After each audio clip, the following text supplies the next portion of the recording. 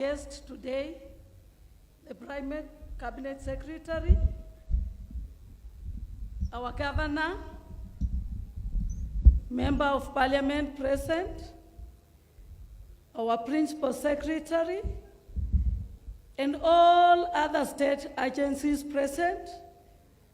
Let me take this time just to welcome all of you to Vihiga, to this Mashinani event. Indeed, we appreciate the State Department for Diaspora for organizing this event. It is timely, and before I give my speech, I want to recognize the committee under the leadership of the County Secretary that organized this event within this county. Kindly be upstanding.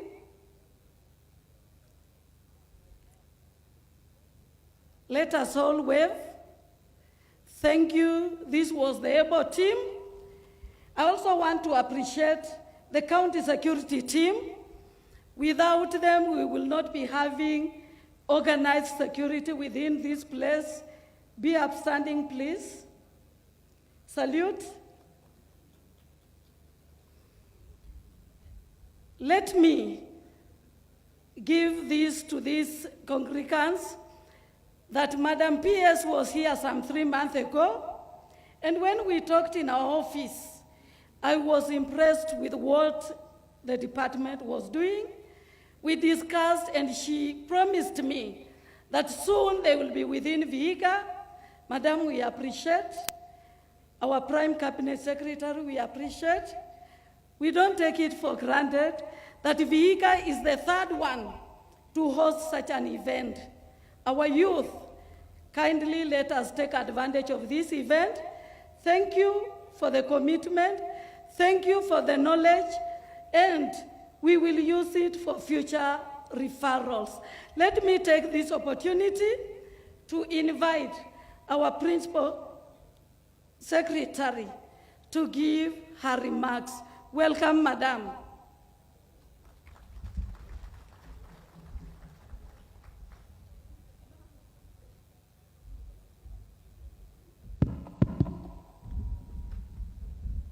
Thank you very much, Acting Commissioner. Before I speak, Your Excellency, allow me to invite the elected leaders in this region to come and speak to their people. Before I speak, I want to actually get some assistance from my Mheshimiwa's lawyer, who is part of the committee that oversees the Ministry of Foreign and Diaspora Affairs. Mheshimiwa, please, if you would come. And then,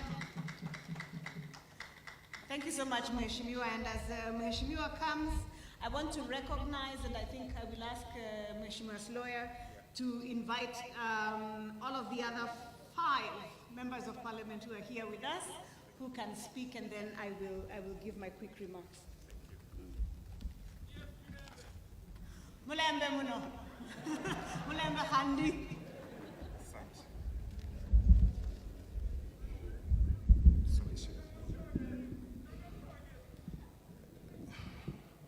Okay, thank you.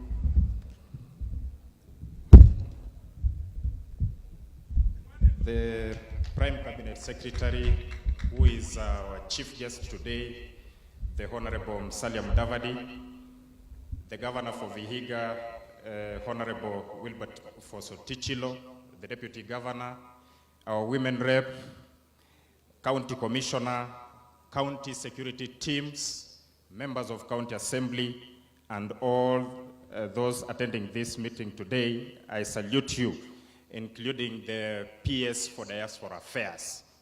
This morning, or this afternoon, I want to take this opportunity to sincerely thank everybody who is here present today. And to the PS Diaspora Affairs, I also want to appreciate your presence in Vihiga today, because what you have done for us will never be forgotten by people of this region. Before I go to the next level, I just want to bring to the attention of the Prime Cabinet Secretary and everyone who is here.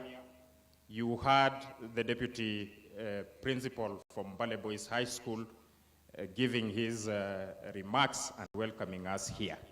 Many will wonder where the Principal Mbale High School is, but it is important to mention that the Principal Mbale High School was involved in a road accident, and this school needs prayers.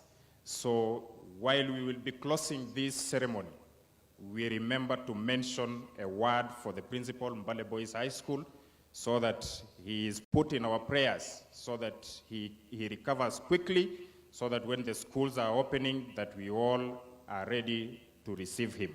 Before I say something, I happen to be a member of the Defense, Intelligence and Foreign Affairs Committee of the National Assembly, which oversees the Ministry of Foreign Affairs, which is together with the Ministry of Diaspora. This ministry that is led by the Prime Cabinet Secretary is doing a lot for Kenyans. Under the leadership of His Excellency, the President William Ruto, this ministry has traversed the world over, searching for opportunities and jobs to ensure that our Kenyan population that is trained and that cannot be employed locally can also have the experience of getting employment opportunities overseas. And that is why this job fair has been organized here to sensitize the entire Western region about the job market in the countries that are abroad. We call it labor migration. So with those few remarks, I want to welcome my fellow members of parliament who are here today. And I will begin by Omboko Milemba, the MP for Emuhaya constituency. You can come and greet your people.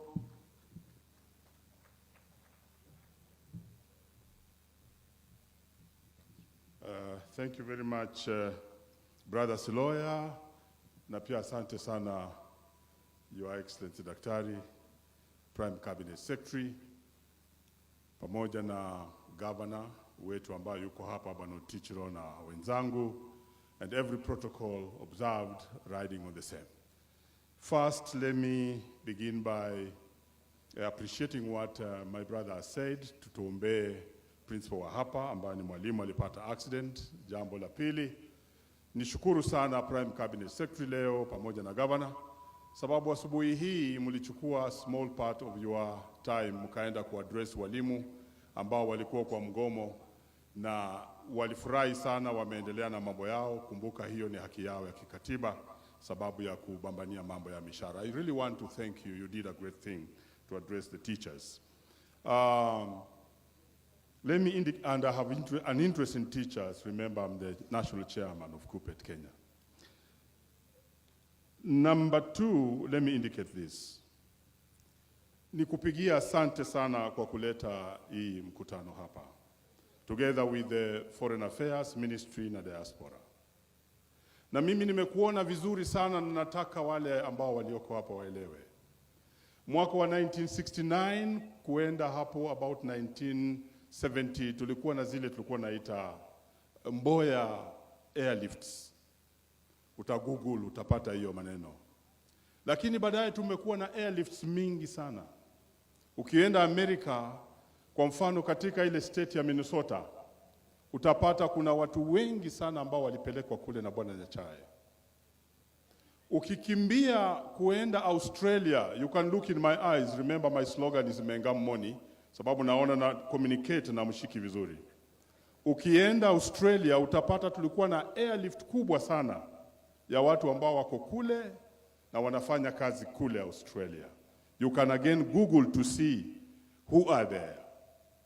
Currently, ile economy ya Kenya kupata foreign currency imekuwa ngumu sana. Baada ya tea kurudi chini, coffee kurudi chini na mambo ya agriculture.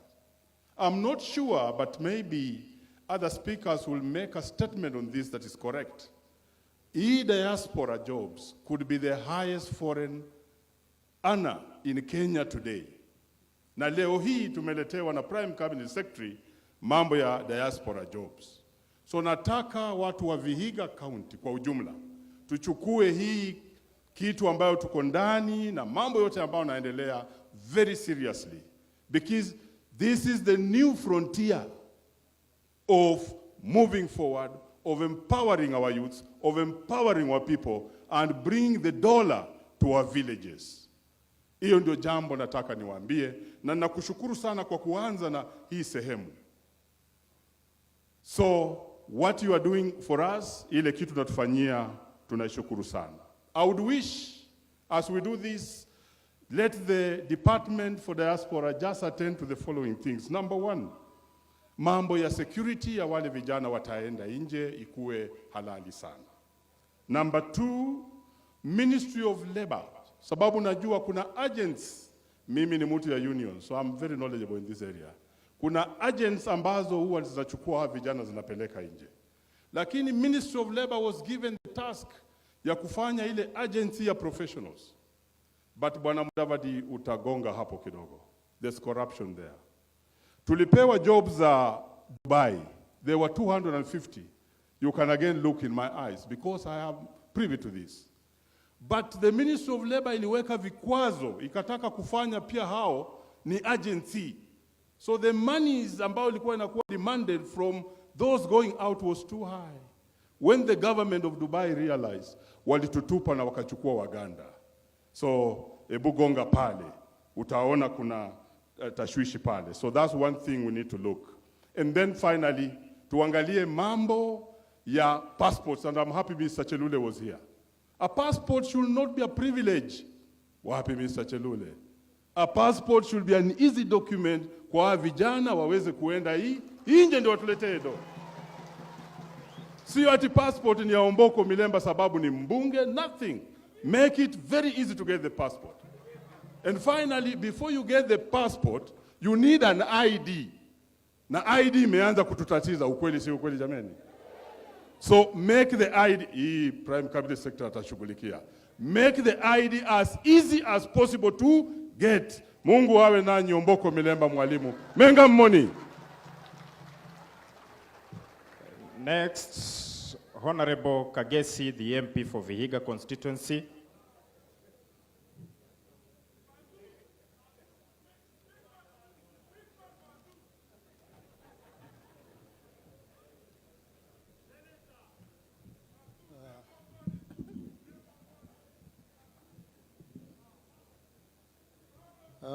Asante Jirani,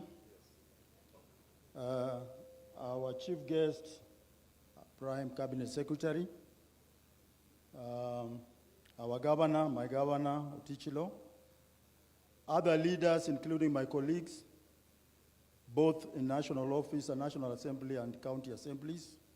Na wageni wote, bora mirembe kandi. Mimi ni Kagesi, mbunge wa Vihiga, jirani wetu tu hapa ukienda a few steps.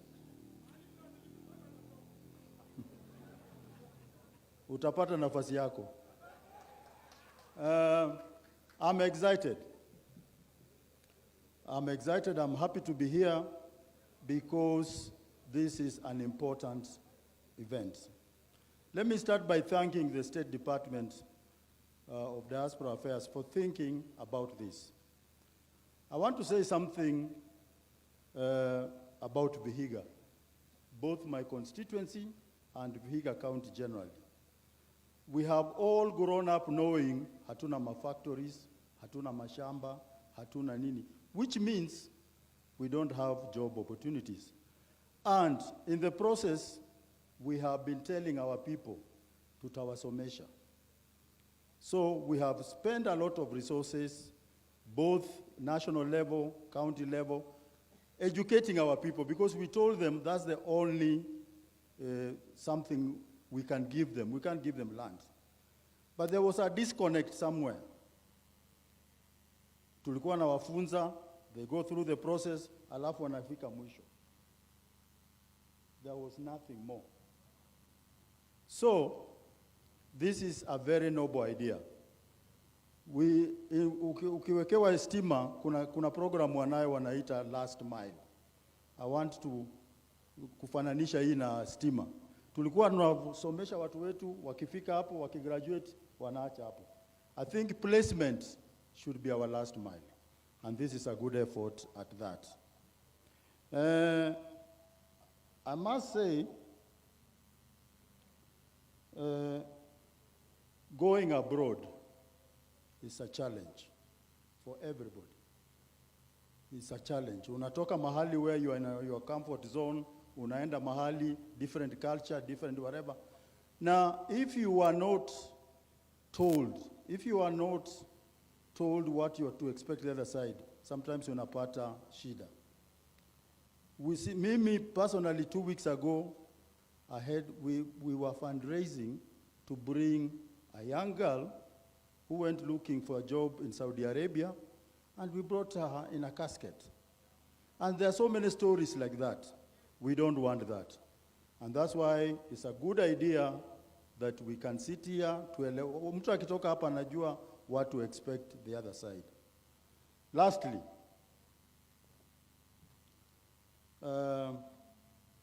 some of us, when we were studying abroad, ulikuwa unaenda kwa embassy, unapata education attaché yuko hapo, unapata labor attaché yuko hapo.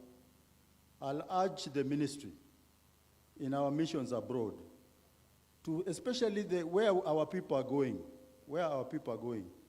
to see if they can start opening up attaché desks for labor, because there are so many issues there. You cannot solve all of them. Some come when you are there. So I didn't hear anybody from Ministry of Labor here. It would be a very good idea you work together so that our watu wakitoka hapa waende huko na wakae vizuri. And I'll urge my people, please, mkifika wherever you go, look for our embassies, register. That's the only way they can know you are there. Lastly, I want to confirm to my friend Omboko that mimi nilisomea mahesabu, and I can confirm to you, right now diaspora remittances are the highest in terms of foreign income in the country. So I wish you well, and I wish our people, thank you for the good turnout we've seen, and let's make good use of this. Santeni.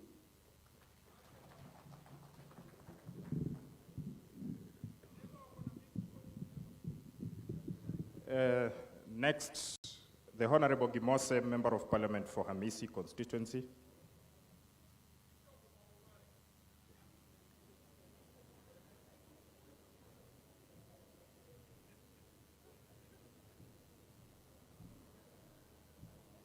Asante sana. Naitwa Charles Gimose, Member of Parliament for Hamisi. Your Excellency, the Prime Minister, the Chief Prime Minister, Your Excellency, the Governor, MCS, Deputy Governor, and members of Parliament, hamjambo. Nataka kusema kitu moja tu. The cost of passports. I was thinking that because these are people looking for jobs, and they are the youth, you reduce the cost of passports, especially in the category of youth, so that it's affordable. Number two, you are the Chief Secretary, Cabinet Secretary for Diaspora Affairs. Today, we are dealing here with an item called diaspora jobs. Employ the full wrath of your jurisdiction, to create jobs and grab jobs for these people. Mungu akubariki na kuongeza watoto.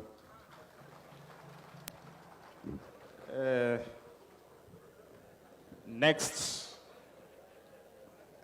I want to report here that we also had a Member of Parliament for the East African Legislative Assembly, IALA, the Honorable Sankok, but he has since left. But it is important to mention that he was part of the team that was with the Prime Cabinet Secretary in the morning, and we appreciate his coming. This time I take to invite the Honorable Beatrice Adagala, the woman rep for Vihiga County.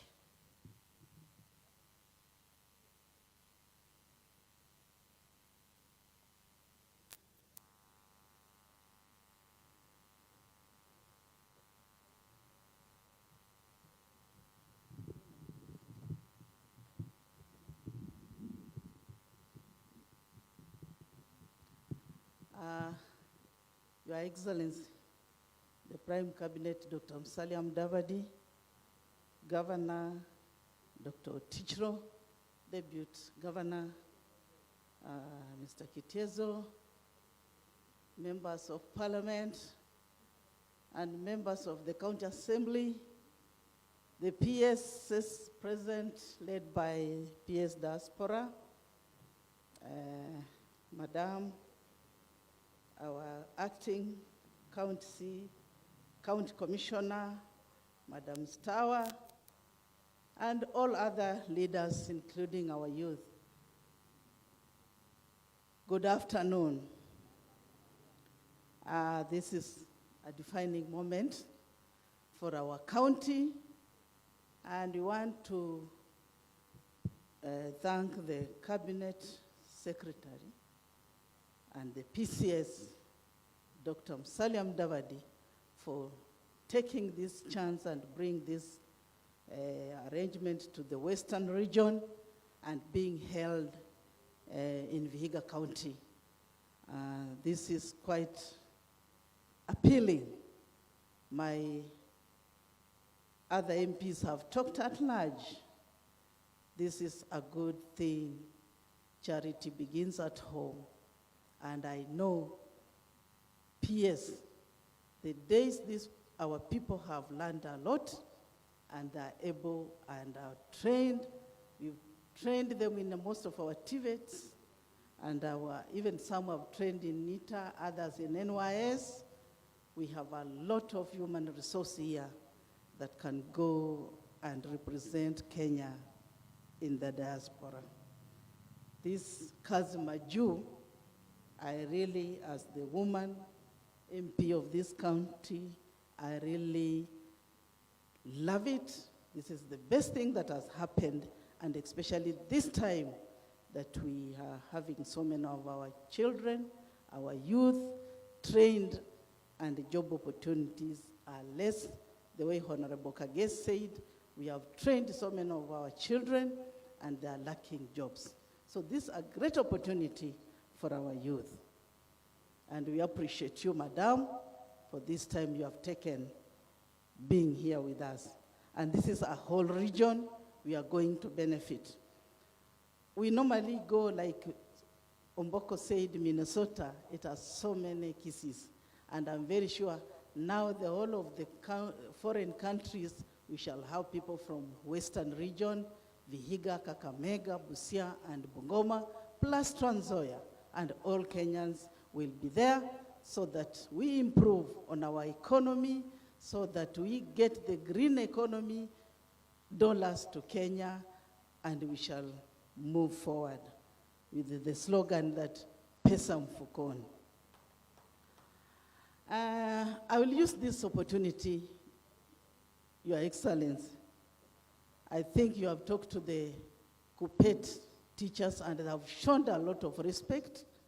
I would ask you, the way you have spoken, kindly look at the matter of the KUPPET, the teachers, so that our children should remain in school. Because once these children, like the girl child, even the boy child, when they are left loitering, there are so many things that will come and we shall lose a big generation, the ones that are supposed to be in school now. So look at the teachers' issue. Go and have dialogue. As you have said, you will meet as cabinet ministers so that you arrange TSC should listen to the teachers. We also want to appreciate you. You've done greatly in this new docket. You have done a lot. You've seen the way you are campaigning for our former Prime Minister Raila. We have seen there is peace all over. And keep up. We are praying for you. May God give you strength as you traverse these countries campaigning for his former Prime Minister Raila Odinga, so that he may get this position. And on that note, I wish to end there and say, congratulations for this noble idea of Kazi Majuu.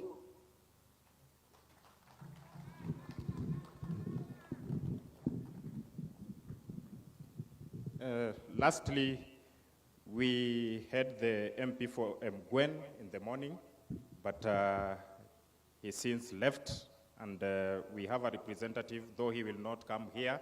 I just want Zalfa Salim to stand up and wave, representing the MP for Gwen. Wherever she is, she's behind there. We also have members of County Assembly here, led by their majority leader. I think when the Deputy Governor will be giving his address, he will also let them be seen. I want to end by stating that, as my colleagues have said, the issue here is about the processing of passports for this young generation that is seated here today. As we look at ways of waiving part of the fees that is supposed to be paid towards acquiring a passport, we should also be speeding up the process of producing the same passports, because they need it.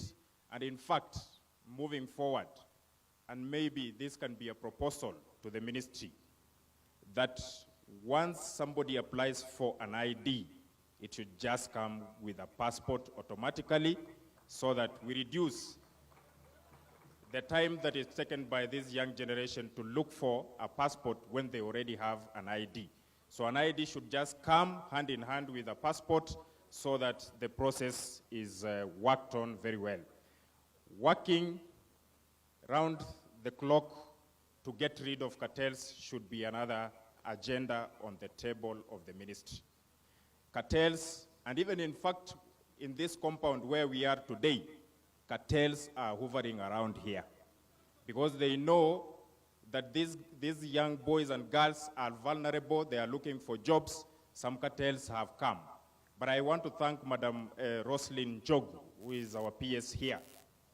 He has sealed all loopholes on this compound. We know cartels are here, and they want to take advantage of these people seated here. We will make sure, and we will be calling upon the ministry and its officials to work round the clock to get rid of cartels who are acting as middlemen in the effort to secure jobs for these young people. Lastly, we should lay down proper coordination processes between the recruiters, the employers, and the government of Kenya, because a lot is happening once these guys get outside the country to Qatar. We were in Saudi Arabia last month, but what we saw was not pleasing. But our PS assured us she's working around the clock to ensure that there is no miss between coordinating with the employers who are getting these young men, the recruiters, and those people who are working within the ministry, to ensure that the safety of our people outside the country is of utmost importance. To end with, as we reported before, this department is under the Ministry of Defense, Intelligence, and Foreign Affairs Committee. I just got a message from the chairperson, Defense, Intelligence, and Foreign Relations Committee, the Honorable Nelson Koech, and members of the Committee of Defense, wishing all these job seekers well in the pursuit for greener pastures outside the country. And to His Excellency, the Prime Cabinet Secretary, we are fully behind you. As a committee, we will provide the required support and necessary support to ensure that your ministry is fully functional, and that the PS, this is information from the committee, that we will also give you support to ensure that the President's agenda of ensuring that we are getting job opportunities outside the country is fulfilled and in the correct and proper way. Thank you very much. God bless you. Welcome to Vihiga. And this one was a short one. We need you to organize for another one that we can be here for a full week, so that these men and women can be inducted very well to ensure that we are doing the right thing all the time moving forward. Thank you, and God bless you.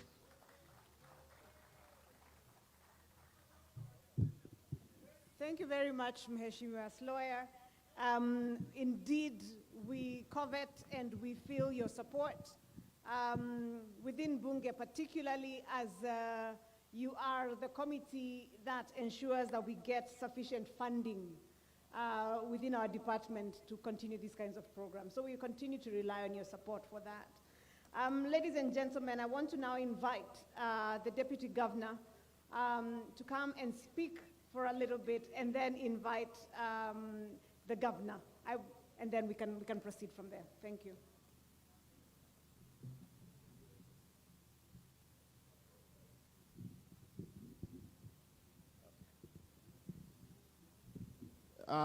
Thank you very much, Your Excellencies, the Prime Cabinet Secretary, Your Excellency, the Governor of this great county of Vihiga, the Honorable Josephine Njogu, who is the Principal Secretary, the State Department for Foreign Affairs, the Honorable Members of Parliament, led by the host Member of Parliament for Sabatia,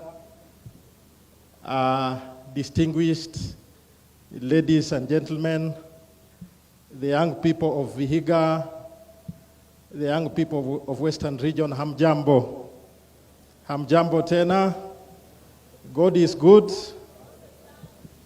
Thank you very much. I'm Wilberforce Kitiezo, the Deputy Governor. I think, let me join this important conversation in appreciating the Prime Cabinet Secretary and the Ministry. Immediately, the Governor was able to lobby for this platform. His Excellency, the Governor, was able to assign key officers from the county executive. And with the permission of Your Excellencies, let me just request the county executive. We are having our county ministers. We are having our county chief officers. Staff from our respective departments have worked day and night to ensure that there is joint coordination for the success of this. So let me request our cabinet, our county ministers, please rise. Your Excellencies, this was the team and the county ministers in the joint planning committee for coordination. His Excellency was able to assign the county secretary, together with the Honorable Dr. Ruth Agesa, the CCM for education. And we are equally having the CCM for public service management and ICT, and equally the county minister for gender. You may sit, please. Let me request the county chief officers, please. You are very important officers towards what the governor is doing for the great county. Asante, thank you very much. Your Excellencies, the governor of this county is leading this county ably, and His Excellency, the governor, cannot succeed without our county parliament, our Vihiga County Assembly. With the permission and guided by His Excellency, the Prime Cabinet Secretary, and His Excellency, the governor, I'll humbly request, the county parliament is led by the speaker. In absence of the speaker, there is an able deputy speaker. We don't want to fall into troubles. You enable the executive to deliver. So let me request the deputy speaker, please. Join me on this podium to ensure that we give the county parliament the place that it deserves, an important institution. Karibu sana. Mpigieni makofi tafadhali. Thank you, Your Excellency, the Deputy Governor, Your Excellency, the Prime Cabinet Secretary, Your Excellency, the Governor of Vihiga County, Your Excellency, the Deputy Governor, members of Parliament present, and all protocol observed, ladies and gentlemen. Good afternoon. I'm Eric Odeyubam, the Deputy Speaker, representing the Speaker, Honorable Chris Omulele, who is at the Senate this afternoon to make the submission on Dora and Kara under CAF. But with me, we have honorable members with County Assembly. May you stand and wave to His Excellency, the Prime Cabinet Secretary. We have Honorable Aziaya Vincent, member for Odanga. We have Honorable Gertrude Lumire, nominated on ANC. We have Honorable Franklin Muhindi, member for Sabatia West. We have Honorable Wimso Sore, member for West Bunyore. We have Honorable Rita, representing Mama Mboga and the County Assembly from Luanda. We have Honorable your MCA from Busali, the only member of County Assembly elected by the Prime Cabinet Secretary as a voter. From Busali, Honorable Florence Kegode. We have Honorable Member for Emabungo, Honorable Michael Okoba, Mike Sonko. We have Honorable Member Caroline Angote, aka Mama Nyonyo, anawakilisha kunyonyesha watoto kwa bunge. We have the host, Member of County Assembly, Honorable Nkuruma Abudiku. Thank you. And lastly, we have a Honorable Member for Northeast Bunyore, Honorable Helam Esipira, pastor and also priest at the Catholic Church. Your Excellency, I want to take a short while just to thank you for choosing Vihiga to host this edition. Indeed, Vihiga is full of human resource, so you selected the best county. I want to request you, Your Excellency, you can imagine county government of Vihiga has employees over 2,500. And you can imagine the youth who are behind you, they are jobless. I want to request you through the Ministry of Diaspora and through other ministries like Labor to take more of our youth and make sure that while they are outside there, they live dignity. They are handled in a good way. They are not misused. And I want to challenge the members of parliament. It is not good for us to talk after the members of parliament, but in the National Assembly, kindly strengthen and tighten laws that govern our diaspora laborers and our diaspora youth. Let them not be misused, let them not be abused. And make sure that you remove, as the member of parliament from Sabatia said, as we talk about an ID, we use 200 shillings or maybe 500 shillings. Let also the passport even be given free of charge so that our brothers and sisters can traverse East Africa and they can traverse in our foreign countries. You can imagine, Your Excellency, lastly, I want to assure you, Prime Cabinet Secretary, if our youth would be having money today, if they would be having opportunities today, I'm assuring you, even the PS diaspora would not leave Vihiga today. Thank you.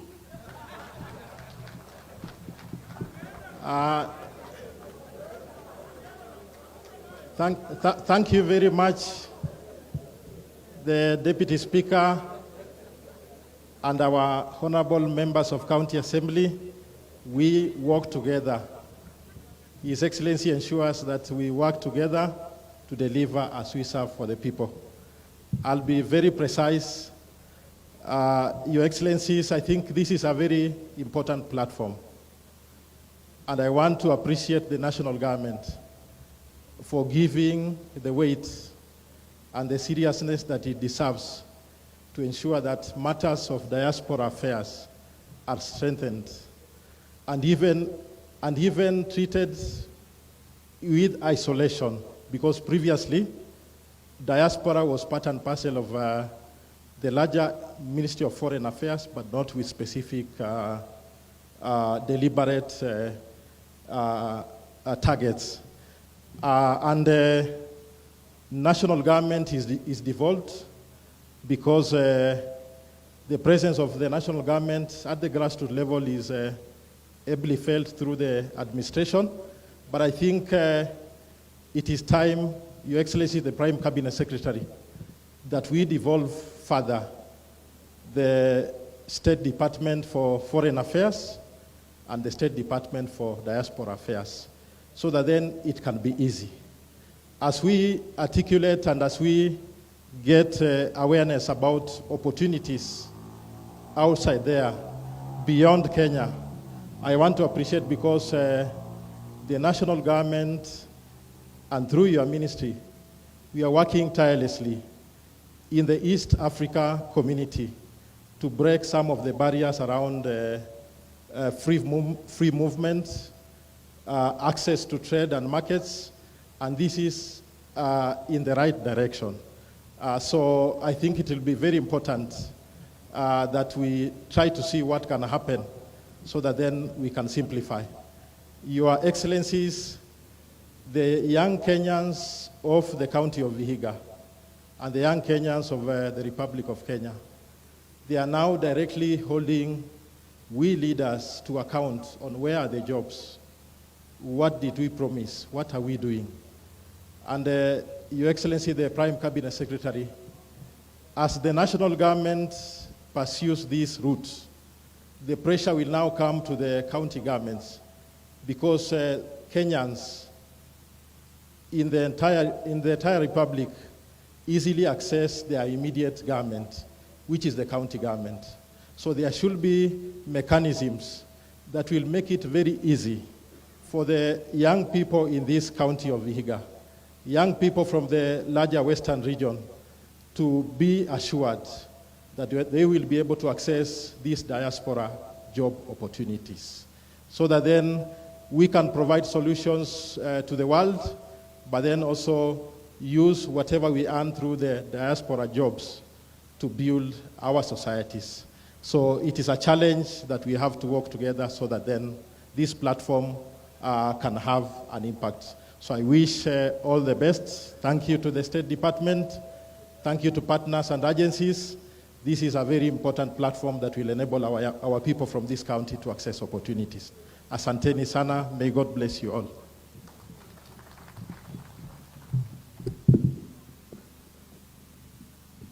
Thank you very much, Deputy Governor. Vanduva Western Mulembe. Mulembe Muno. Mulembe Khandi. Your Excellency, Dr. Musalia Mudavadi, our Prime Cabinet Secretary, and my boss, the Cabinet Secretary for Foreign and Diaspora Affairs, Excellency Dr. Wilbur Otichilo, Governor of Vihiga, Deputy Governor, County Commissioner, colleagues, members of Parliament, members of the County Assembly present, government officials from other MDAs, the Ngao team, as I mentioned, led by the County Commissioner, principals and representatives from the various TVETs, ladies and gentlemen, good afternoon. Is it afternoon? Good afternoon. Good afternoon.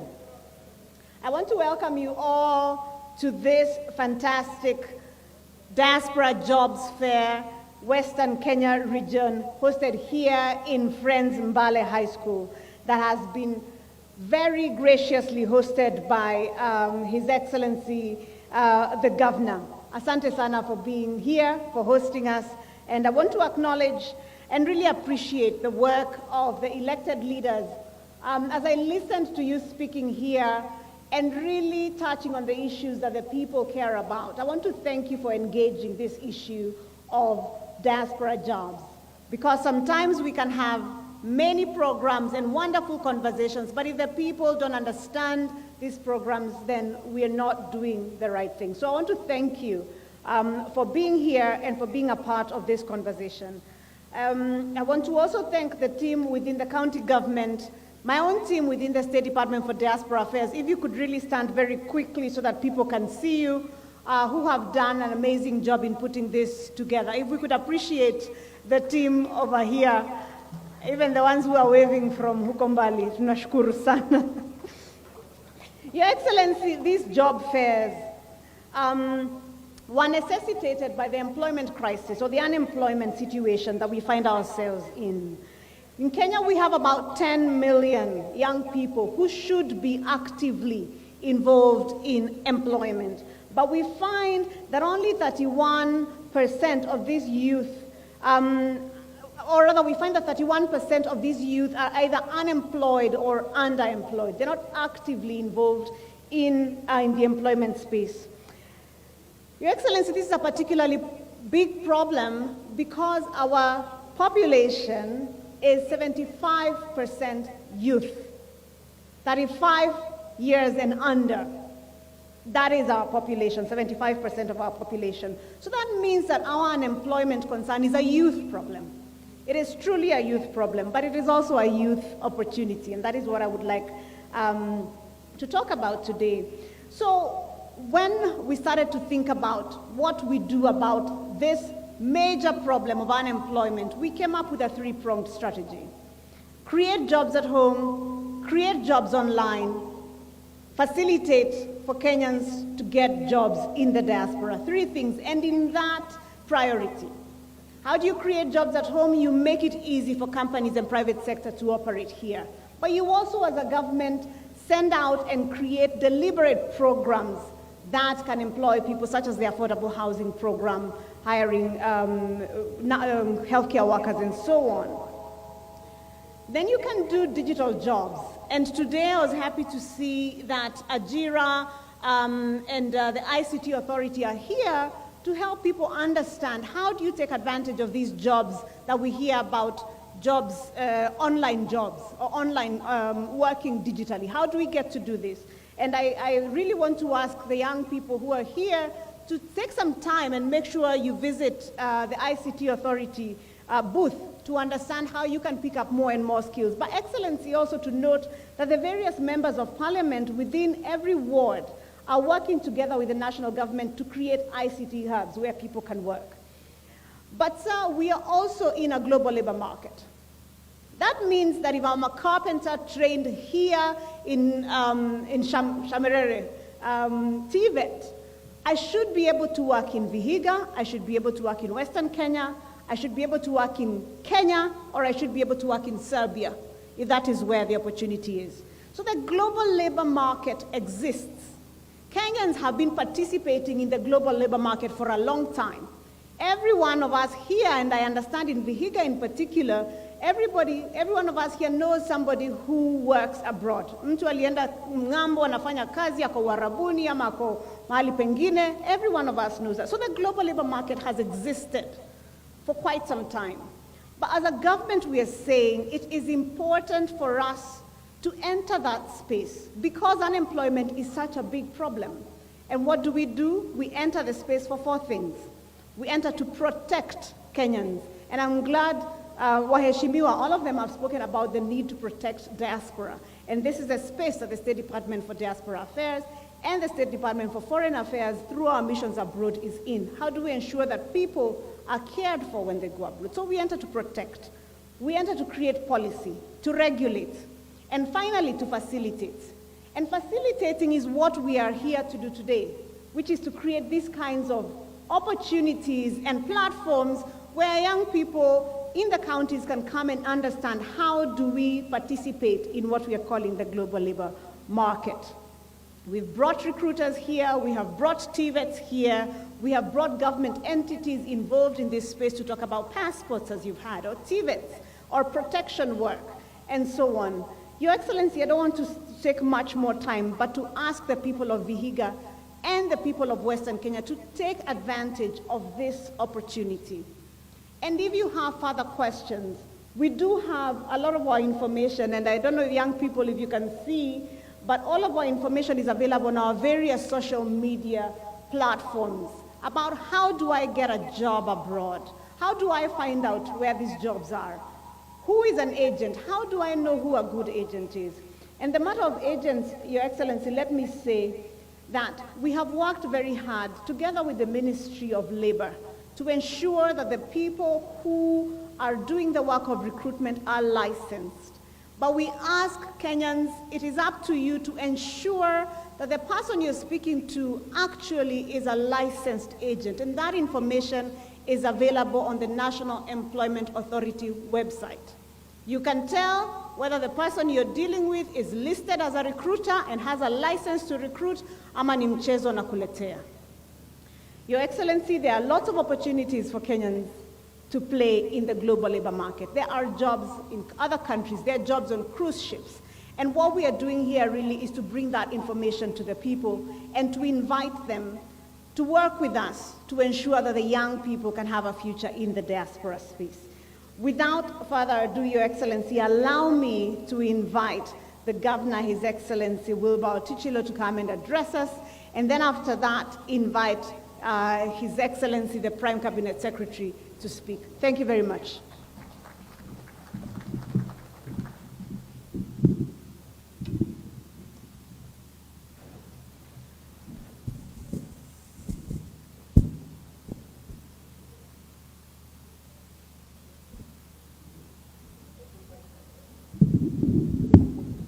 The Prime Cabinet Secretary, Dr.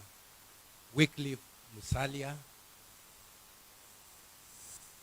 the members of parliament who are in attendance, members of county assembly led by the deputy speaker, the officials from the Ministry of Foreign and Diaspora Affairs led by the able Principal Secretary, Roslyn Mbogu, all other participants from various departments, and particularly our county commissioner and the team, our team, and more importantly, our youth who are in attendance. I want to begin by thanking the Ministry of Foreign and Diaspora Affairs for giving us an opportunity to host this job affairs meeting here in Vihiga on behalf of the people of Western Kenya. Cabinet Secretary, we feel privileged for hosting this event. It's an event of its own kind. We have never had such an event before. So it's an event that will go in the history of our county and of our region as being the foundation or pioneer event. I want to take this opportunity to thank the ministry and our team from the county government and from the national government led by the county commissioner for organizing this event. I also want to thank our youth who are so excited about this event that they have come in large numbers.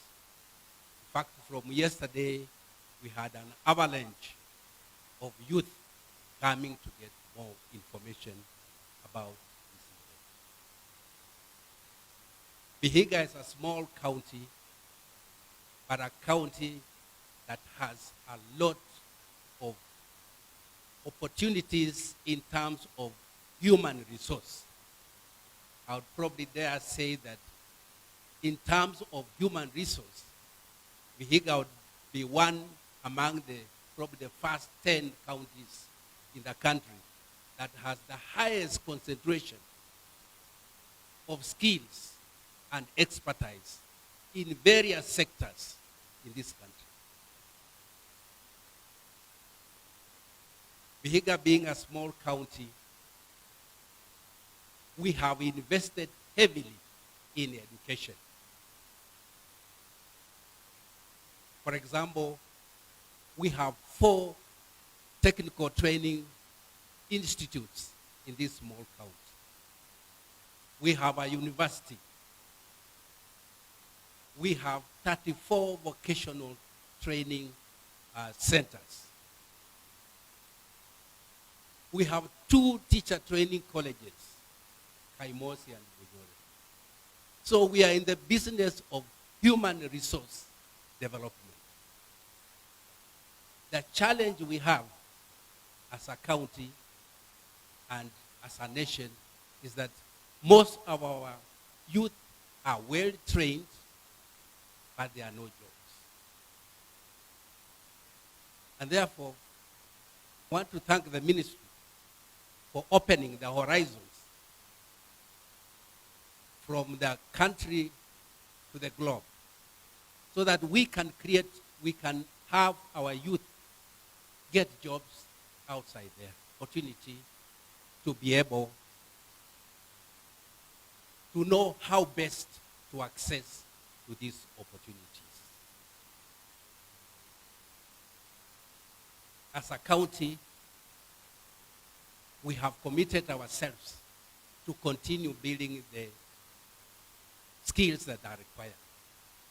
But now, it's important that we link up with the Ministry of Diaspora Affairs to be able to get these opportunities that are out there.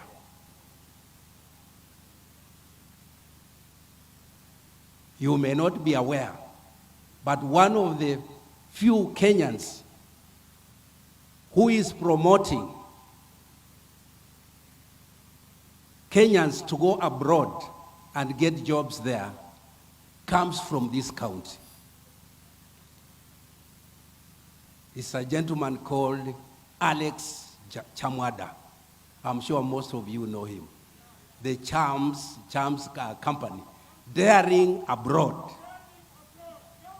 Yeah. As I talk now, Alex Chamwada is in Toronto. I talked to him this morning. He is in Toronto, Canada, meeting Kenyans who are there, and he has told me to convey his greetings to you, the youth, and he has told me that there are so many opportunities outside there. You must be daring to go out there and get those jobs. So he has assured me that when he comes back, I'll be able to organize a meeting with some of our youth so that he can also talk to them. For our youth, we want to encourage you to move forward and get the job where the job is. And this is an opportunity that you have been given because the ministry now has brought to us here at our doorstep the agents, the people who are involved in recruitment to various positions in various countries. So take chance of this opportunity and get to know the contacts of these agencies and be able to make a follow-up. As a county government, I have now established a fully fledged directorate for the youth, and I have recruited the youth to run that directorate. And one of their first assignments I've given them is to take an inventory, an audit of all the youth in Vihiga County with their qualifications and experience, so that we can use that inventory to help them access to the job opportunities. So that is something that we are already creating. We are also creating a website that will be dedicated to the youth on job opportunities. And that's why when we had a discussion with the Prime Cabinet Secretary and the Principal Secretary, we said we want to have an MOU, an understanding between Vihiga and the ministry so that we can be able to coordinate on some of these opportunities to our youth. Because one of the biggest challenges we have had is that our youth are not aware about these opportunities. So we want to ensure that they are available and they can access to them. As regards to the jobs online, we are working with the Ministry of ICT to ensure that we build up ICT hubs in collaboration with the honorable members of parliament so that you can be able to access to those areas and be able to communicate. You may not be aware, and at Sabatia Polytechnic at Lotego, we have full-fledged centers with computers. Each of them has more than 200 computers for the youth who are keen to access to online jobs, to be able to get there get trained, and be able to access on online jobs. So the opportunities are there, but we just need to let you know where they are. So with those many remarks, please allow me now to take this opportunity to invite our chief guest, who has graciously agreed to be with us this afternoon, and who is none other than the son of this soil, Musalia Mudavadi, to come over and address our youth. Our youth, let's say, welcome our Prime Cabinet Secretary by clapping, please. Please.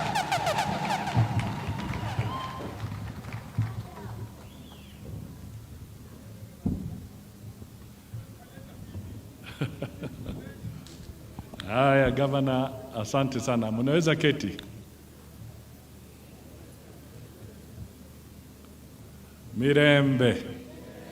Mirembe jamahuru. Hamujambo. Jamuge. Niatereu. Misauru. Yote, si ndio? I know tumeongea Kiingereza kingi, lakini I want to say mjue kwamba tukiongea hapa pia tunaongea na Wakenya wengine, kwa sababu kongamano hili ni la kitaifa, na pia tunataka wapate nafasi, vijana wetu wengine ambao hawako hapa pia wapate nafasi kujua kwamba ni nini kinaendelea hapa, ili nao wapate nafasi wa kujimudu na kutafuta nafasi zao. Kwa hivyo nitaongea kidogo kwa Kimombo pia, lakini baadaye nitaongeza Kiswahili na labda Kiluya kidogo, alafu tuwe tumemaliza. Lakini la muhimu ni kwamba tuko hapa, na mimi nataka kabisa tutambue kwamba mkisikia diaspora jobs, mkisikia Kazi Majuu, mkisikia kwamba kuna pesa ambazo Wakenya wanatuma na zimeshinda zile tunapata kutoka kwa majani chai, kwa sukari, kwa kahawa, mjue ni ukweli. Sio uongo, ukweli mtupu. Sio hadithi za jaba, ni ukweli.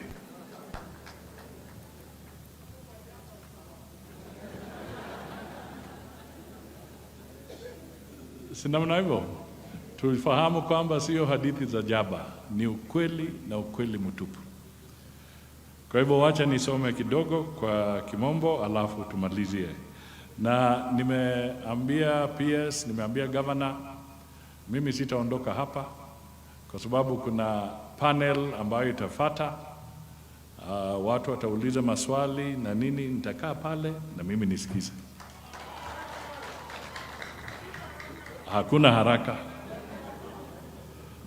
Your Excellency, Dr. Wilbur K. Otichilo, Governor of Vihiga County, Madam Roslyn Kathure Njogu, Principal Secretary, State Department for Diaspora Affairs, our leaders, members of Parliament who have had the opportunity to stand here and address us, our MCAs, senior government officials, stakeholders and partners, ndugu na dada wa Vihiga na Western Region kwa jumla, distinguished guests, ladies and gentlemen.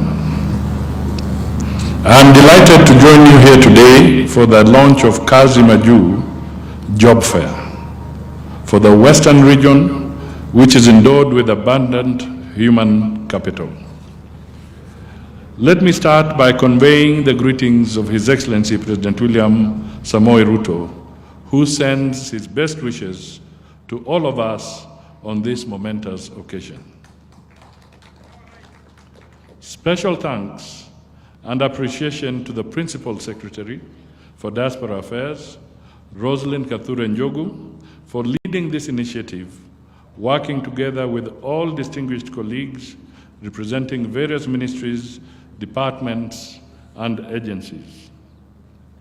This event is part of the Mashinani Engagement Series that we are holding around the country to sensitize Kenyans on international job opportunities.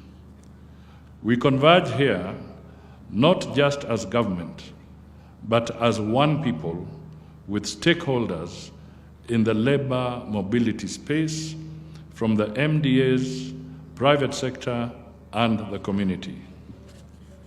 Our key agenda is to collectively engage with our people in this region on ways to empower them with knowledge on pathways to employment in the international labor market. The overarching goal is to address the pressing issues of unemployment, particularly among our youthful population. Our labor force is predominantly young, with a median age of about 19 years, eager to contribute to the economy. This energetic and growing population of youthful workers, accounting for over 35% of our population, suffers the highest unemployment rate of 67%. You can imagine the immense challenges and opportunities this situation presents for our country's economic and social transformation.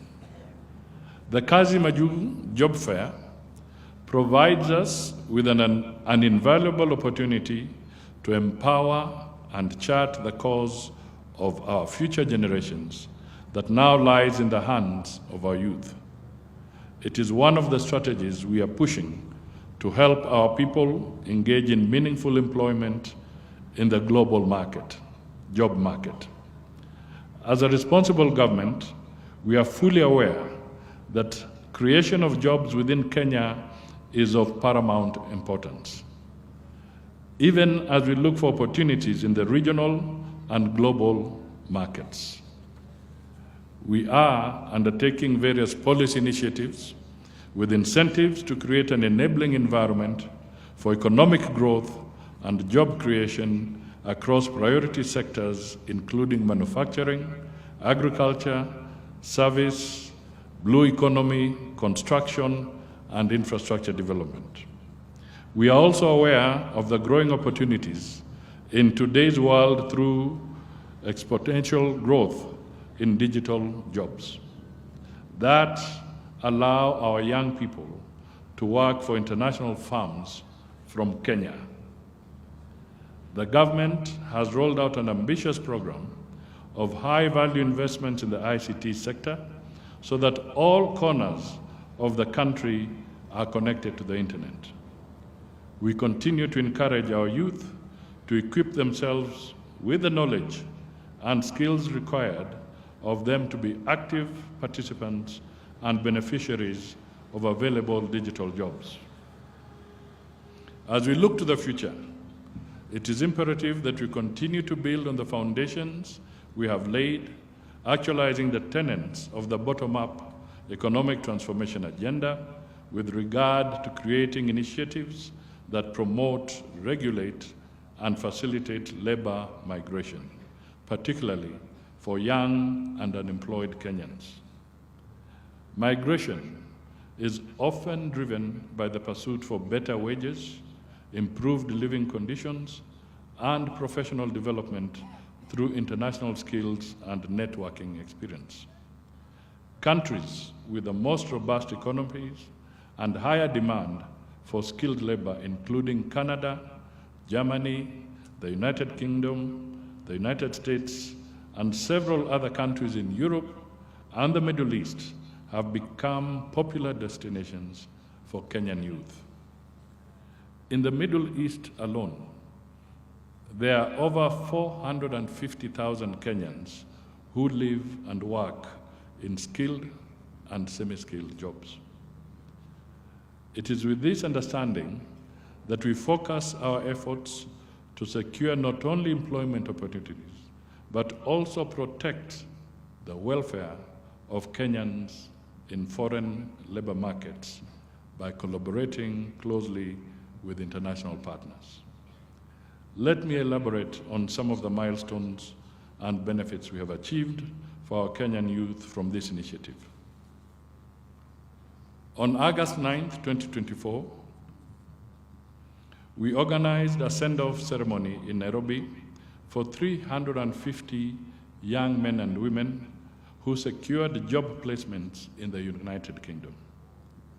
The number forms part of the 1,567 youths who have benefited from the Kazi Majuu program.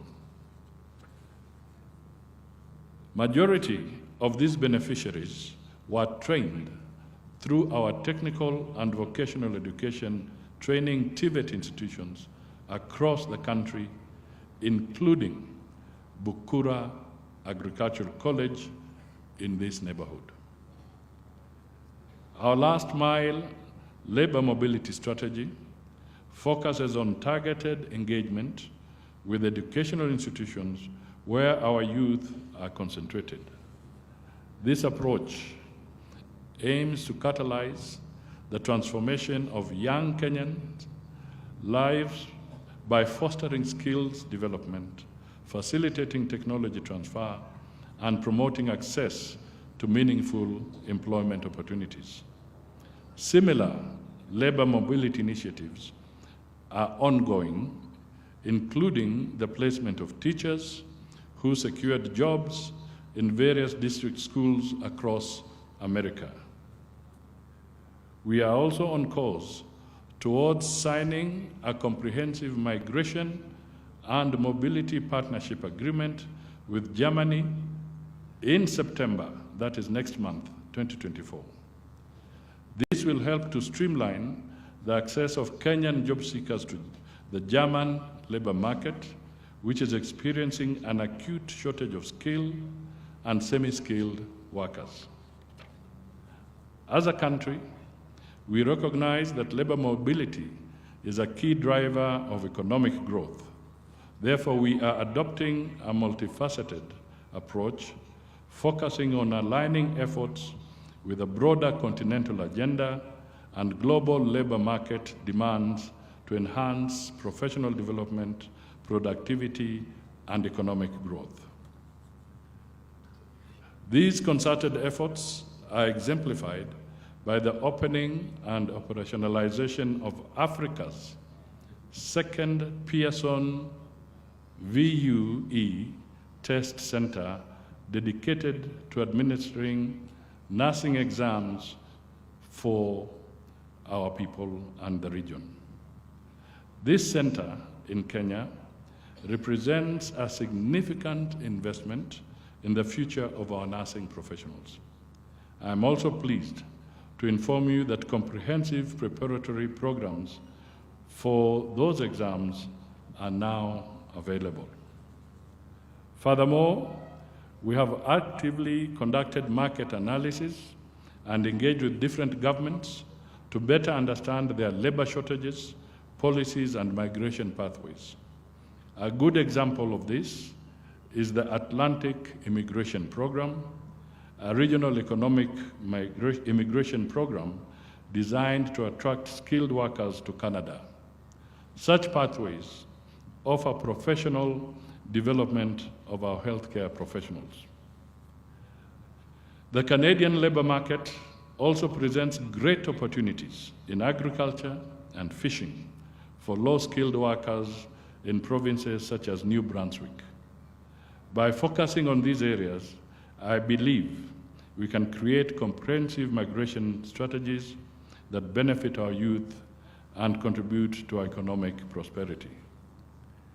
Ladies and gentlemen, let me conclude by assuring you of our resolve to ensure that Kenyans are well informed about the job opportunities available abroad, the necessary documentation for migration, and the roles each stakeholder plays in the international labor mobility. The State Department of Immigration and Citizen Services has committed to expedite the process of passports for individuals shortlisted during this exercise. And you heard him speak here, so we'll be following up. We have also engaged the Youth Enterprise Development Fund through the Youth Employment Scheme abroad to support candidates who have been shortlisted but may experience challenges in financing their expenses and logistics for international employment opportunities. As we roll out these programs, I wish to assure the Kenyan people that the government appreciates that our human resource is our biggest asset. Our country is blessed with a rich diversity of talent that is in great demand across the globe. Last year alone, Kenyans in the diaspora remitted back home. Now listen to this figure. 671 billion Kenya shillings, making a significant contribution to economic and social prosperity at household and national level. Diaspora remittances are now the leading source of foreign exchange, contributing more than the combined forex earnings from our traditional exports. The more Kenyans we have working abroad, the more our families and our country will benefit from the growth and impact of diaspora remittances. So this is your opportune moment to learn about the jobs available abroad and the process you need to follow if you are interested in securing a placement in the international labor market. Finally, let me convey my best wishes to you all and trust that you will have fruitful engagements that will empower you with the knowledge on the best pathways to the international labor market. Let us continue to collaborate to ensure the success of this transformative endeavor. It is now my singular pleasure and honor to declare the Kazi Majuu Western Edition Fair officially open. Asante sana. Sasa wacha niongeze kidogo tu. Kwanza nimshukuru gavana na viongozi wa kaunti hii kwa kujitolea vizuri kabisa kuungana na Wizara ya Foreign Affairs wakiongozwa na Madam Njogu kuhakikisha kwamba tumekuwa na kongamano hii ambayo ni ya muhimu sana kwetu hapa na pia kwa Wakenya kwa jumla. Vile mmesikia nikisema, hii si hadithi ya jaba. Hizo pesa ambazo zimeingia katika Kenya sasa zimeshinda mimea zetu zote kwa kuleta pesa taslim kutoka mataifa mengi.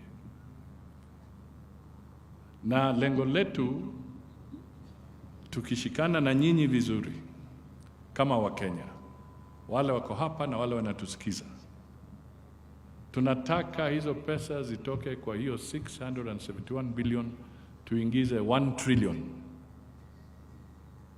Tukifika 2027 tunataka tujue kwamba Wakenya wanaingiza 1 trillion Kenya shillings zije hapa, zisaidie jamii zao, lakini zijenge pia uchumi wa Kenya. Wakenya ambao wanafanya kazi nje wakizima tap na wasilete pesa hapa, nguvu ya shilingi ya Kenya na zile currencies ama sarafu za ng'ambo tutaumia sana. There can be a run on the shilling if we do not continue to build this as a major resource for our country. So I want you to take it very seriously. Bukura ni hapa.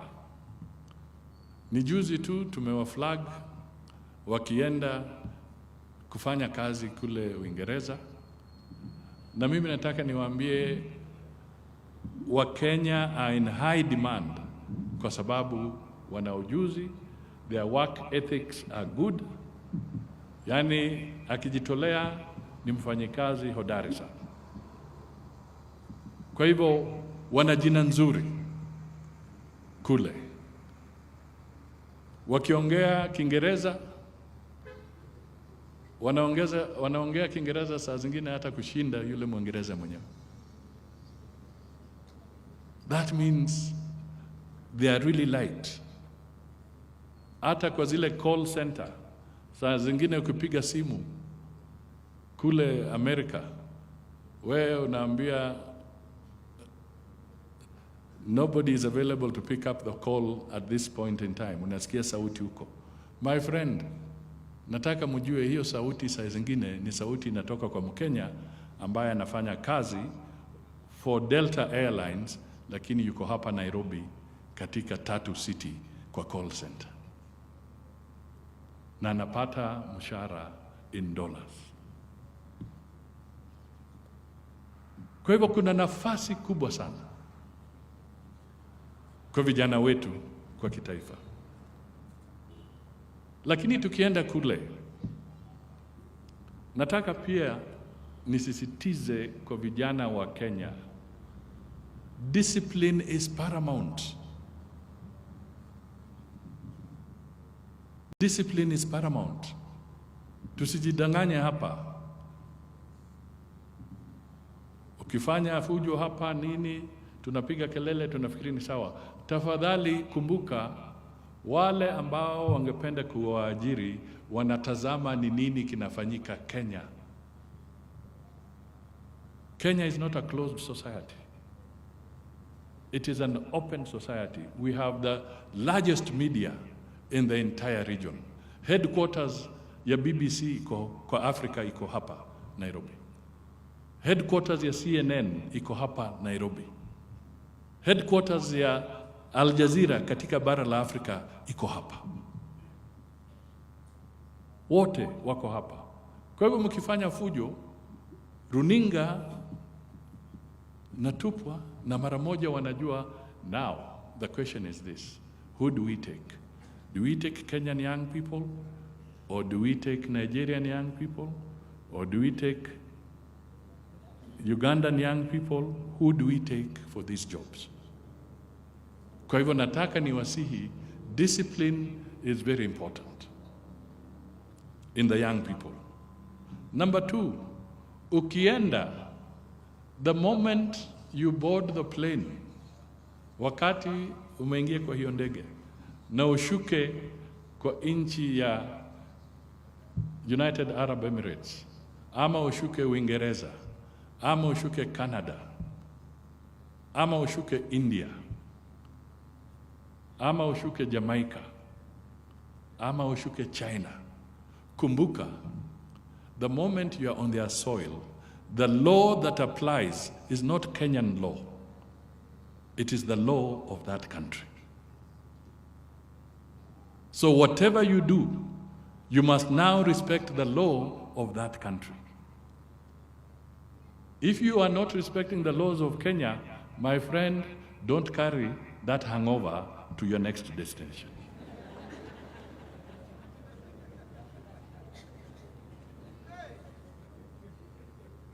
It is the truth. They are in, must tell them the truth. You are going there and you'll be subject to the law of that country.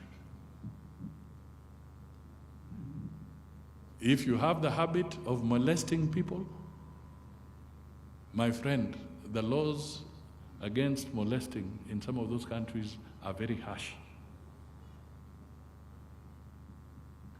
you will go and face the full force of the law in that country. Not in Kenya, in that country. If you are drunk and disorderly, you will face it in that country. Not here,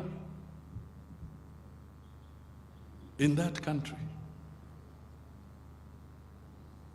Kama wewe ni mtu wa kuvuta msara,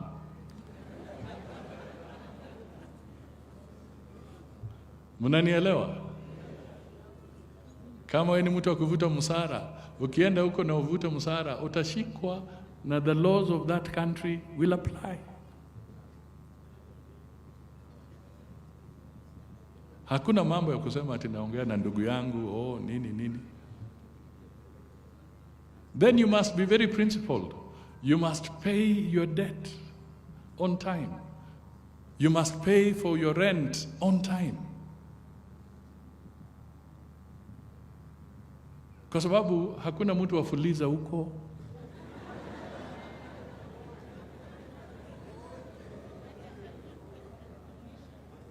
Tunaelewana? Hakuna fuliza, hakuna ile ya kupigia gavana ya Otichilo na kumwambia Otichilo korakuza ndio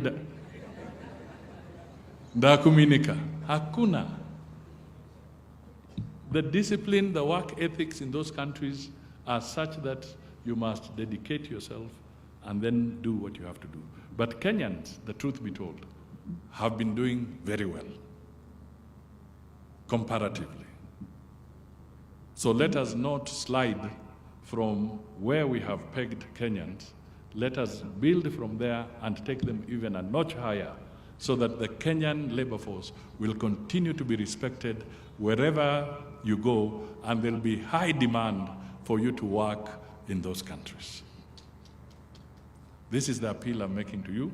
Hapo ndio mimi nawasihi mtusaidie. Lakini pia tunatambua kwamba kazi nyingi zaidi lazima ziwe hapa Kenya, kwa sababu Wakenya wote hawawezi wakaenda ng'ambo. Kwa hivyo kama serikali pia tunatambua kwamba we must equally create jobs here. Na ndio kwa sababu pia kupitia kwa wizara yetu tumeanza kuzungumza pia na serikali za kimataifa. Kwa mfano Israel wanaona sasa, kwa sababu kuna vita katika upande wa Ukraine na nini, hali ya kupata chakula itakuwa shida for the next 25 years.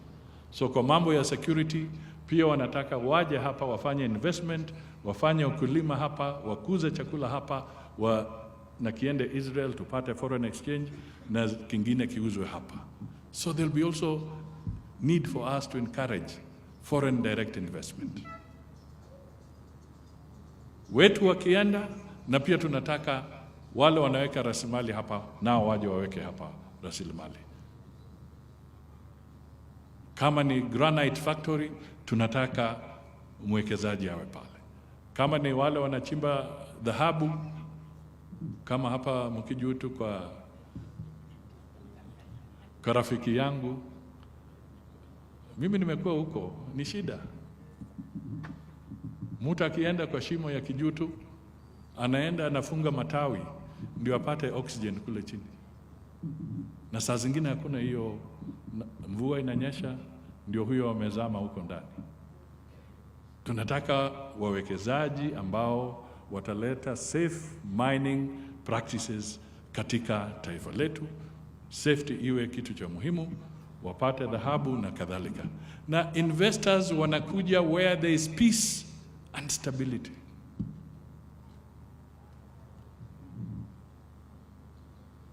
If I'm an investor, I will not take my money where there is chaos, where there is fujo. I will not.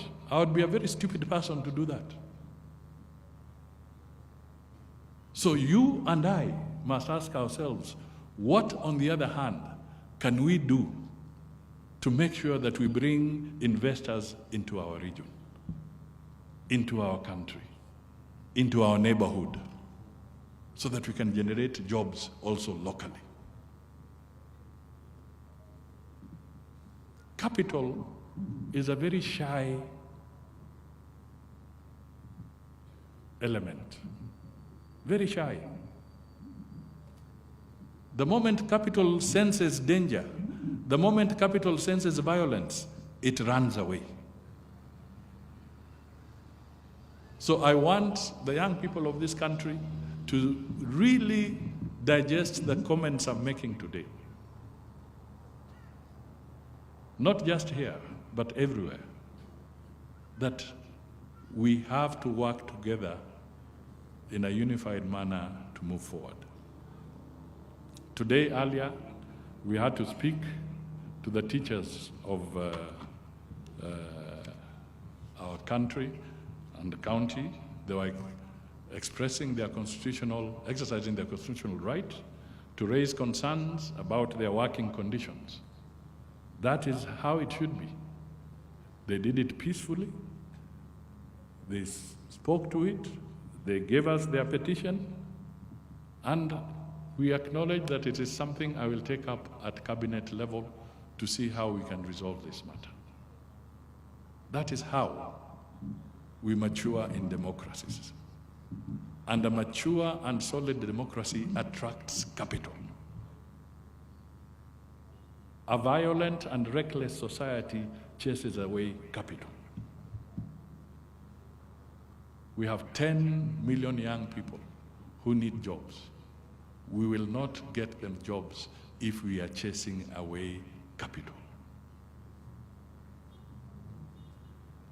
So I am appealing to you as a Kenyan who loves this country, who loves the young people. Jimose was saying that niongezwe watoto. I want to tell him, hata hawa ni watoto wangu. These young men and women in this place are also my children. And we must provide the right environment for them. Hapa kwa panel, nikimalizia, mtauliza maswali. But there's one area I want you to pay special attention to, for instance. Kuna jamaa atakuja hapa. He has come here because he wants people who can go and work on ships, cruise ships.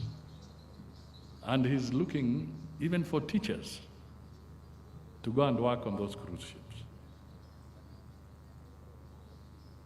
And the salary, when I asked what does it range, I will not say that it's a joke, but because we said hapa kuna hadithi ya jaba.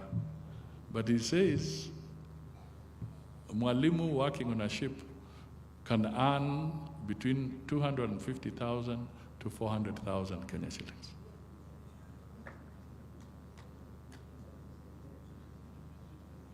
Na atakuja hapa, mtamwona, atamueleza. And they are here. Because pia wanataka wachukue some from this region. Na wende wachukue from other regions also. And there are others. Na vile mmesikia katibu akisema, amesema kwamba wale conmen, wale middlemen ambao wanatusumbua, tunawasaga kabisa, ili watu wetu wasiende kuumia kule. And we talk of discipline because the other side of it is that if we don't do well, we also have problems. Because we are also dealing with cases as government where some of our own are caught up either in prison or in difficult conditions on that side, and we are struggling to see how to help them. That's why I'm preaching this issue of discipline so much, so that you do not end up in the wrong side of the law in the country that you might be going to. It is a very, very serious challenge. And also when we talk of peace, in Lebanon today, we have 26,000 Kenyans, as the estimate, 26,000 Kenyans in Lebanon. We are praying that the war does not get out of hand. And they stay, it comes, we pray for peace.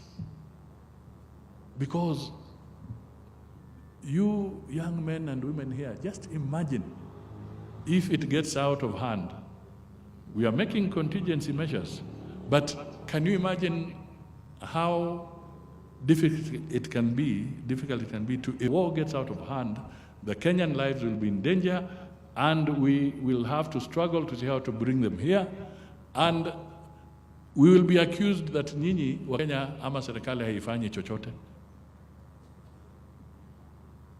That will be the maneno itaanza kusema, oh, hawa hawafanyi, watu wetu wanaumia nini. Lakini ukweli wa mambo, sasa vita ya Lebanon ni sisi tumeanzisha.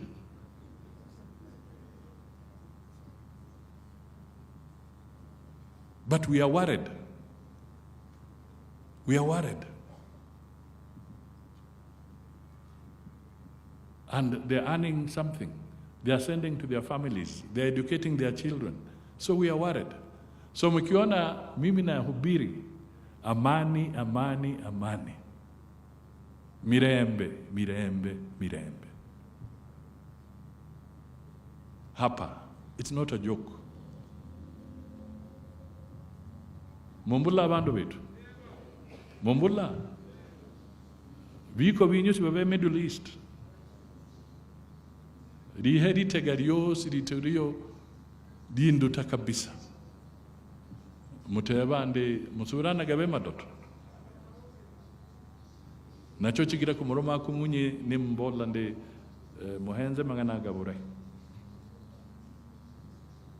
Mutasubirinde ifujo hano nikinde chuko kinerakuda. Bandu barabagona adabwana. Mitundo na masasi gavitaburi diko. Wala bibisa mbidari nauza nukorendi. Kumunyu kube chonjo kuburi kuba bandu kubisa mbidari chigira kwa yondo nyake barachetu da. Kurendi kibarachetu, let us protect our country. Let us defend it. Let us keep it peaceful.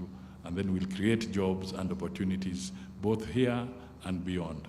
God bless you all, and this is truly a momentous occasion. Asanteni sana.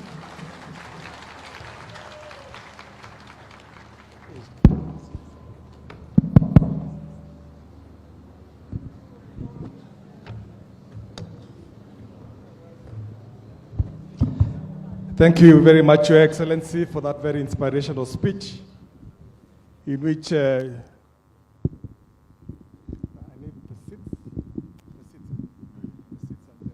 the microphones. Once again, thank you very much, Your Excellency. Another big round of applause for His Excellency. As he has advised, there are opportunities out there, but you need to equip yourself, you need to arm yourself. And thank you so much, Your Excellency, for agreeing to stay in for this very short panel discussion. Those who are bringing the chairs, please, and the microphones. We have a very interesting session here, as His Excellency has said. I want to invite our panelists. Who is bringing the seats, please? Viti. I want to call to the stage His Excellency, the Governor of Vihiga,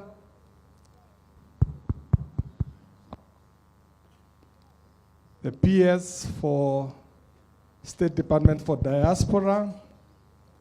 I'm also inviting a special guest all the way from the US, Nebraska. Laban, is Laban still in the house? Karibu sana. I want to invite Jotham, who is the chair of the Diaspora Recruiters Association. Jotham, is he here?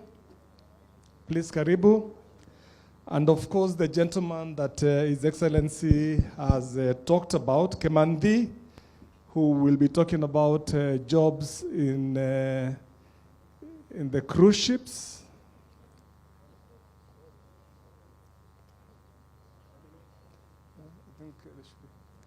So please, Your Excellency, karibu sana.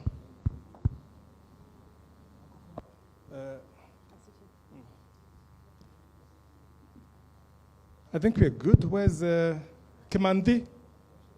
One more. Kemandi, karibu, please.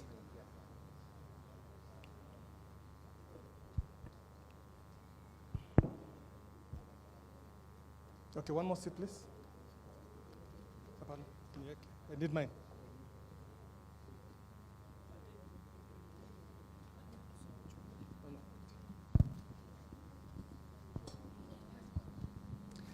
So I want to make this short, precise, to the point.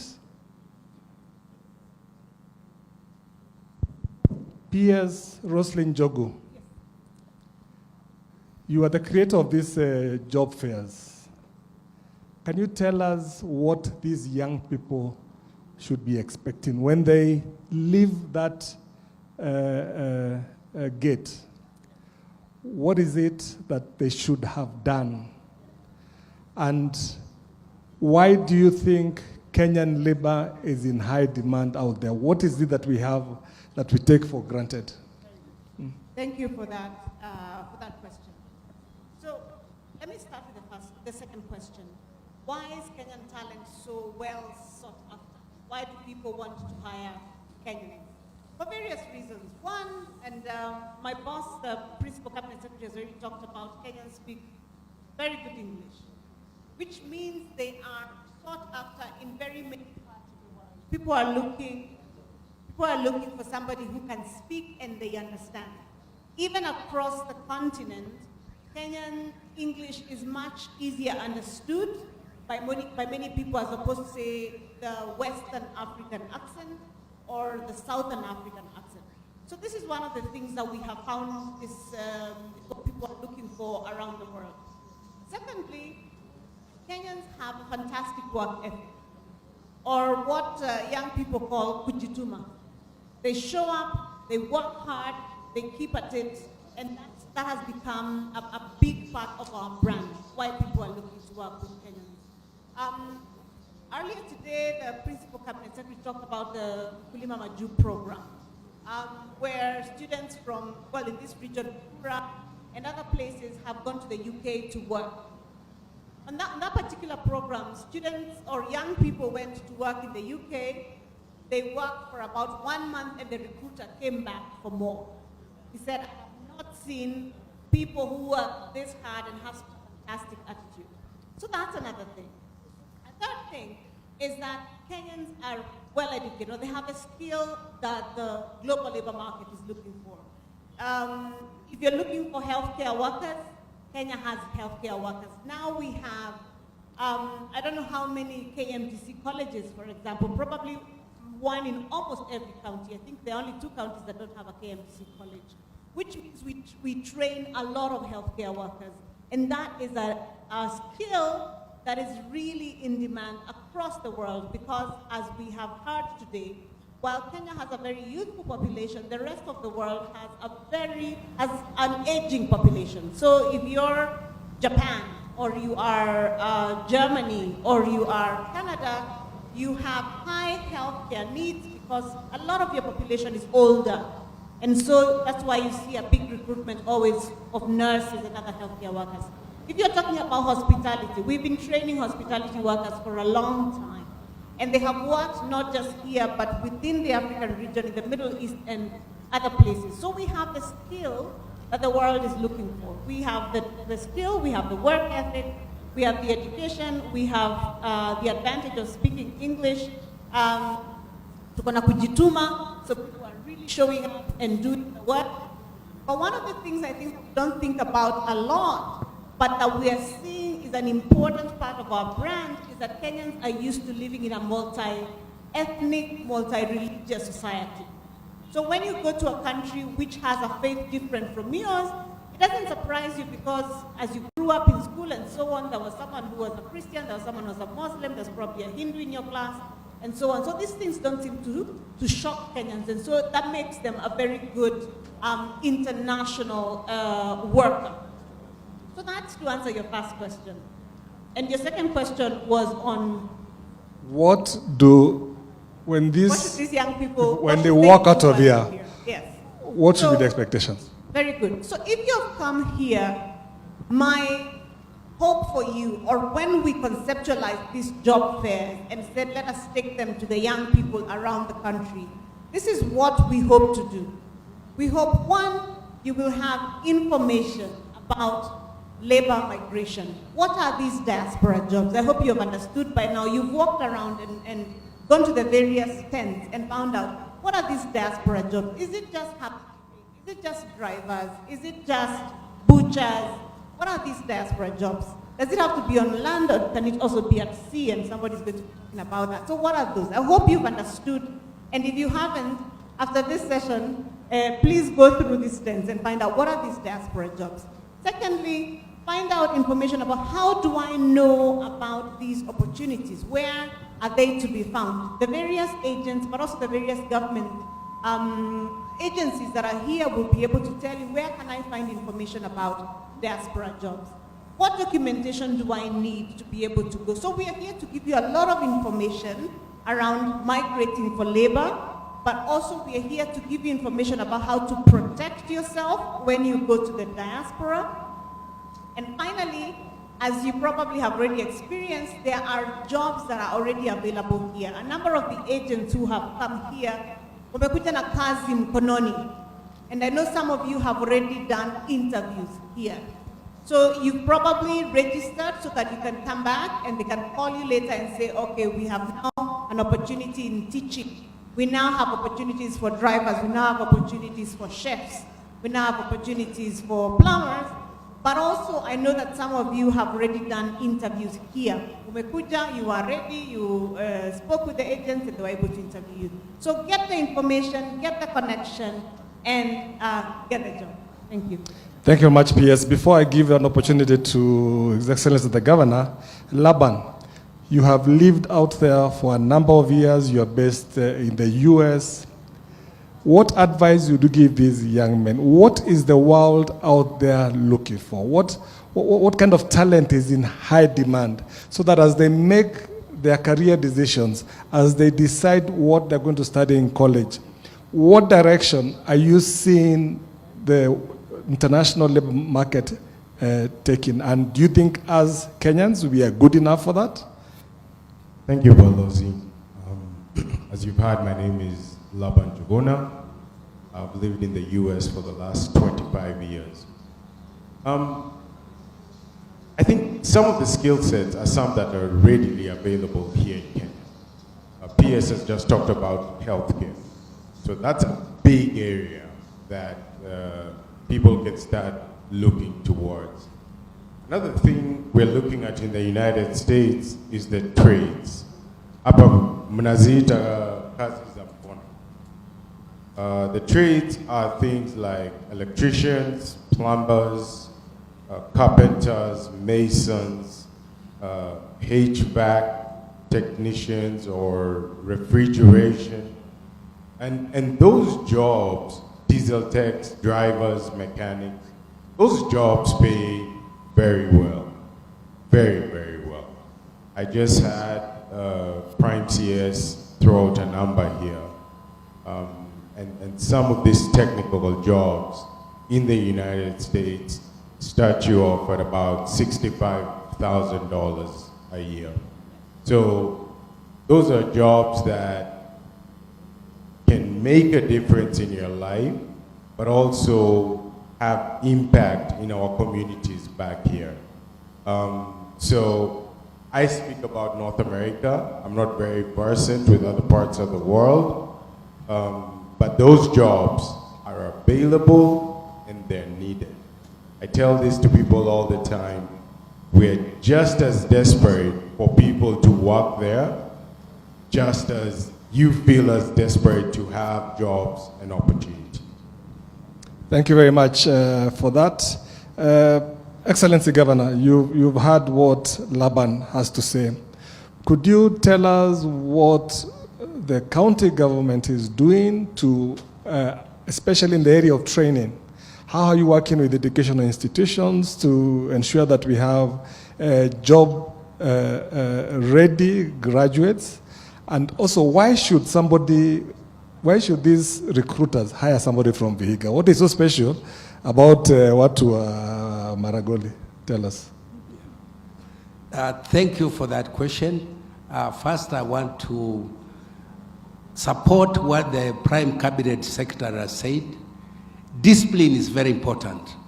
And I've had a chance myself to stay in the US, I've stayed in Europe, and I have many times been in the Arab world. So I know very well what is required. Discipline is extremely important. Second is the issue of skill. You must be skilled in a certain trade, the way my brother said about you. There are so many jobs. I just came from London a month ago, and everywhere I went, they were asking for jobs. I saw everywhere, we want jobs. We want people to get to jobs. So the jobs are there, but you must have the skill. As a county, we recognize that our education system has been tailored over many years for white-collar jobs, whereby you are trained with an aim of getting a job in the office. But now things have changed. We do not have those white-collar jobs anymore.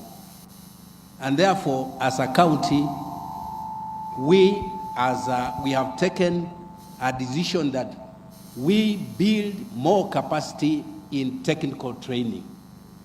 And we have established, so far as I am talking now, 34 vocational training centers in our county. And in those vocational training centers, we are admitting in students who have left primary school and those women who have left secondary school, and probably they don't need to go to higher colleges or to university. We admit them to those vocational training centers, and we train them in various skills, the skills that he has talked about: electricians, building, construction, plumbing, and all these skills that are required. And so that's what we are doing, and to encourage, because before, the way our education system was structured is that people who went to those technical training colleges, or what we used to call youth polytechnics, were seen as failures, were seen as people who have failed in the education system. So we are now trying to encourage our youth to have that paradigm shift, that we need to get to those training centers. And I want to report that in the last 5 years, we have seen tremendous,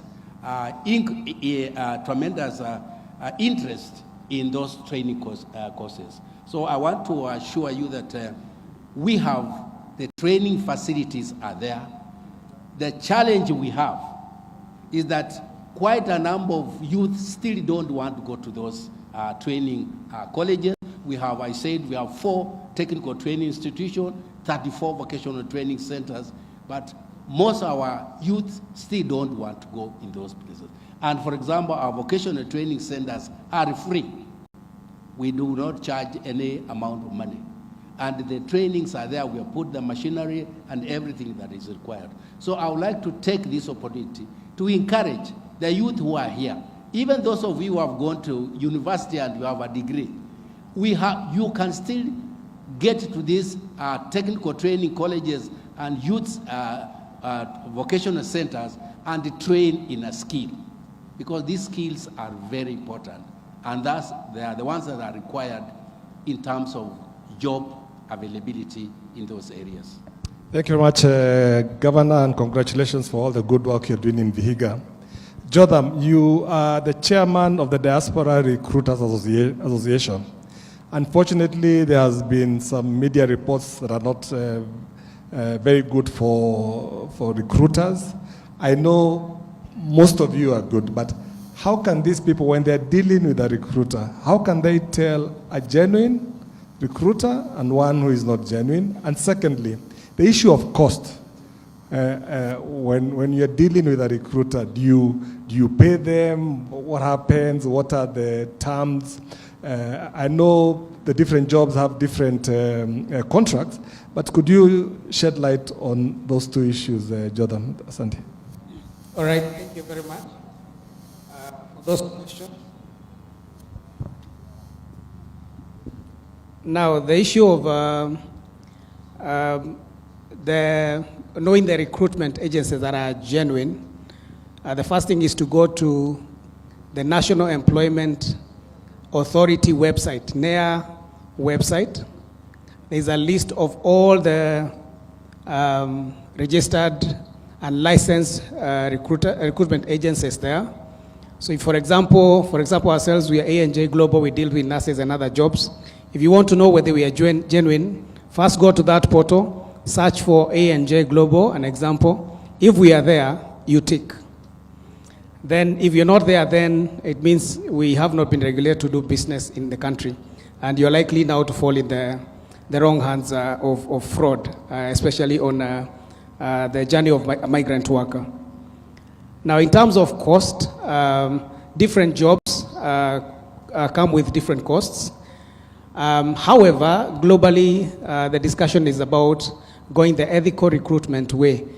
Ethical recruitment ni kusema, kama ikiwezekana kwa njia kubwa, watu wasiitishwe pesa. That's what the ILO and all other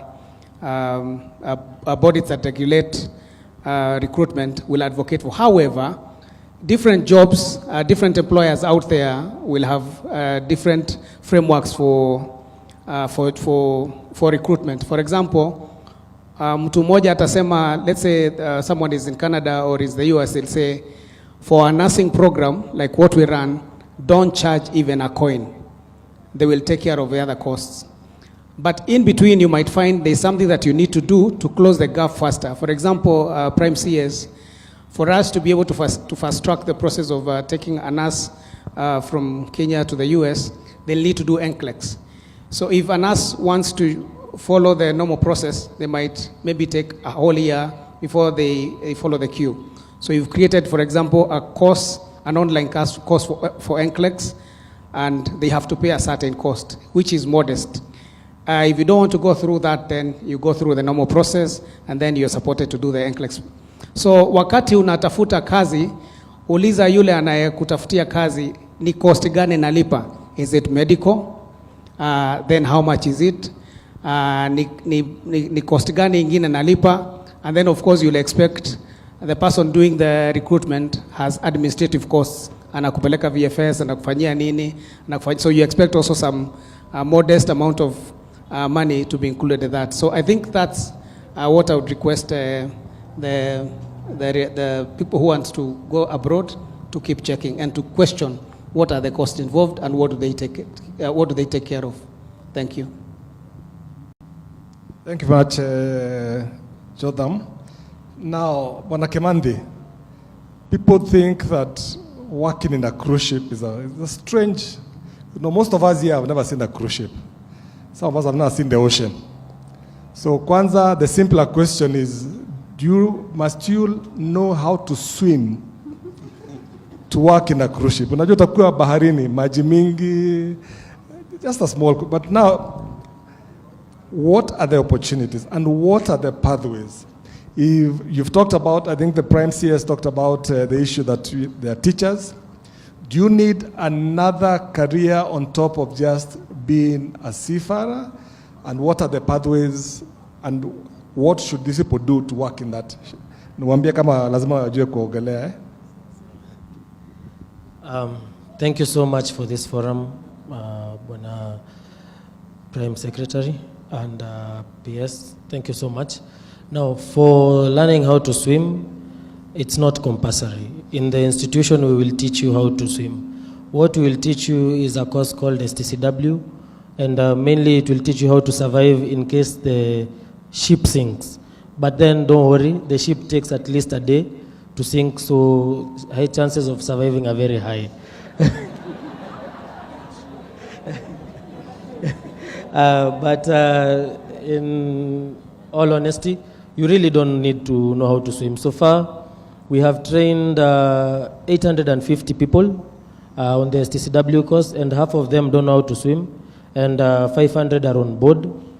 There are 20 people who should be leaving the country next week and next week but one to go to work in the cruise ship. Now, the cruise ship is a very big vessel, and what you have said is true. Not very many people know what a cruise ship is unless you have been in Mombasa or you have passed along on YouTube and seen it. So the cruise ship is you can think about the biggest hotel you have ever thought of. So it's mainly about hospitality. It carries around 2,000, the smallest carries around 2,500 passengers. The largest carries 25,000 passengers. And then out of the 25,000 passengers, you need around 5,000 workers on that same cruise ship, from somebody called a garbage collector to the captain.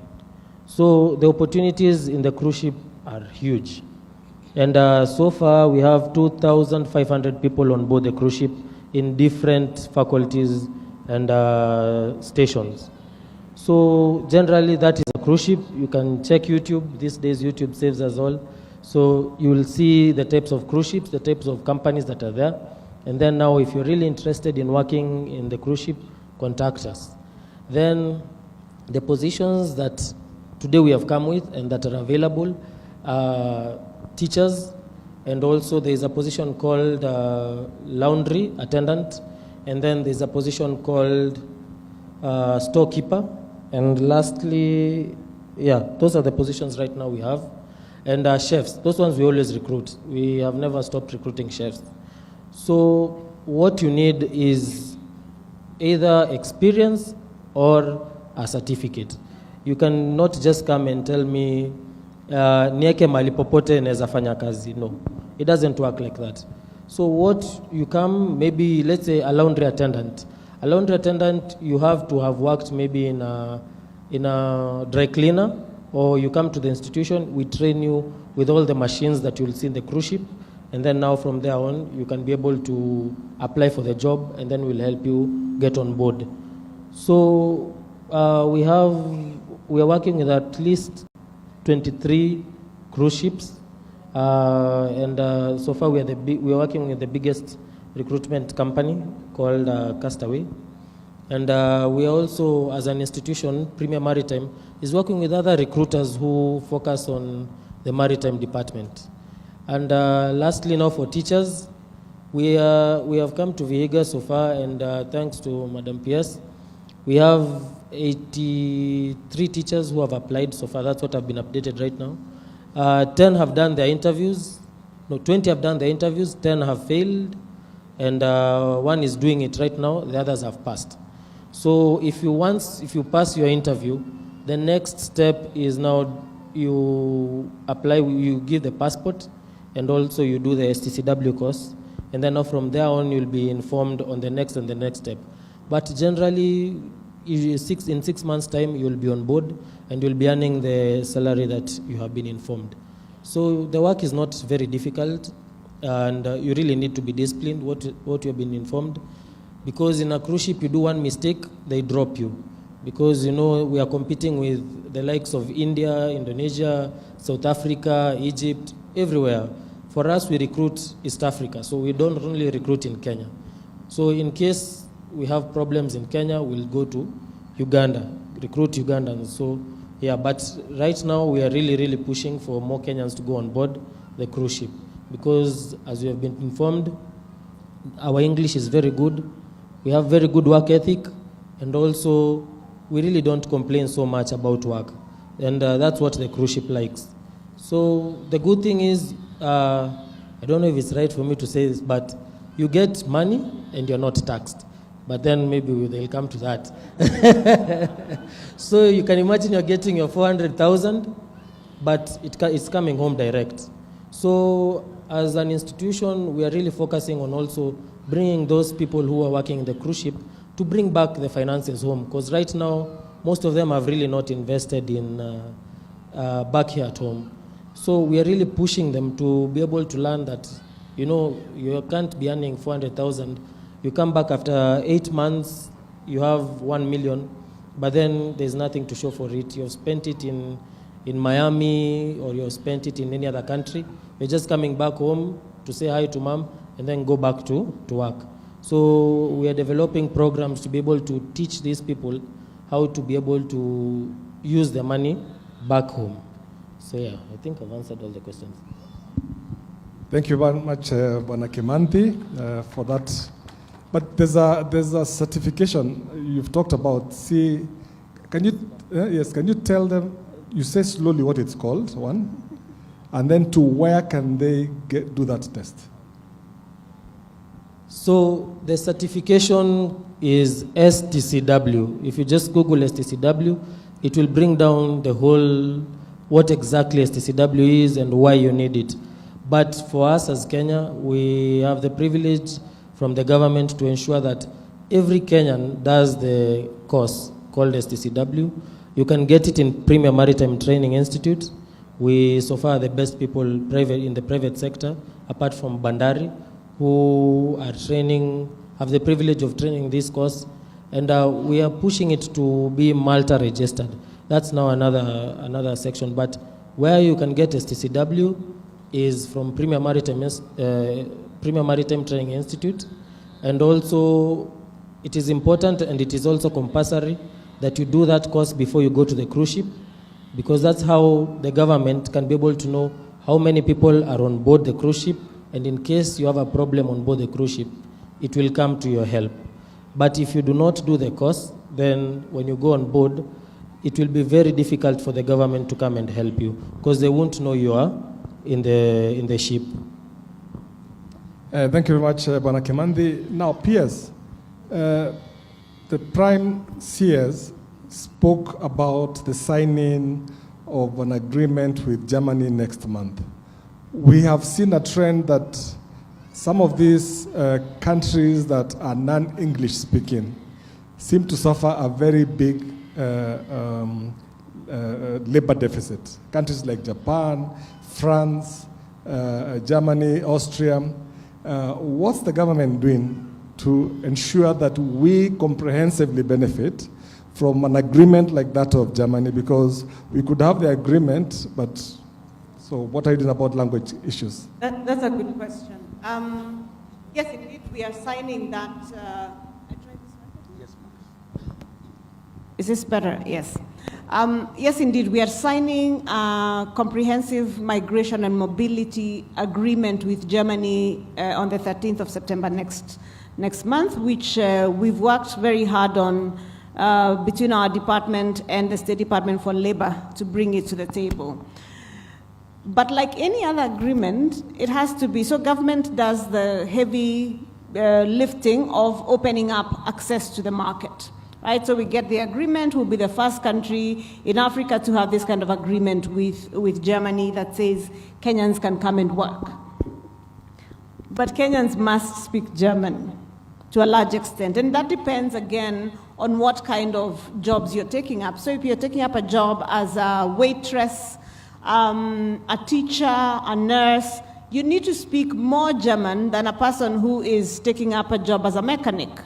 You need to speak German at a higher competency than as a person who is an IT person, because the language of IT is either code or English, right? So it depends on what you're doing or what you will be required to do. But I want to say, even before I get to what government is doing about German language competency, I'd like to encourage the people looking to move to Germany or these other countries to really take the time to learn these languages, because they help with integration. And they help you to move to the next level and the next level and the next level. For as long as you don't speak the language, you will always be an outsider. So you want to learn to speak the language. Now, we are working with several TVETs to make sure that they are incentivizing and teaching German language courses kwa dharura. Basically teaching fast and doing quick intensive classes.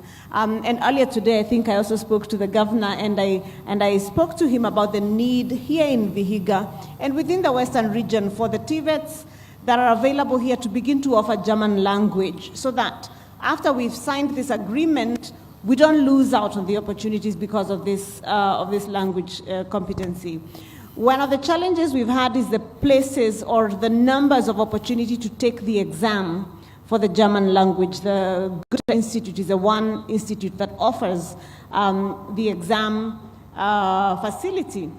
But we are working now to bring on board another examiner for the German language, who also is accepted by the German government as a licensed examiner. So all we're doing is trying to get as many people as possible to not just have the skills. So they're not just engineers, they're not just bakers, they're not just hairdressers, they're not just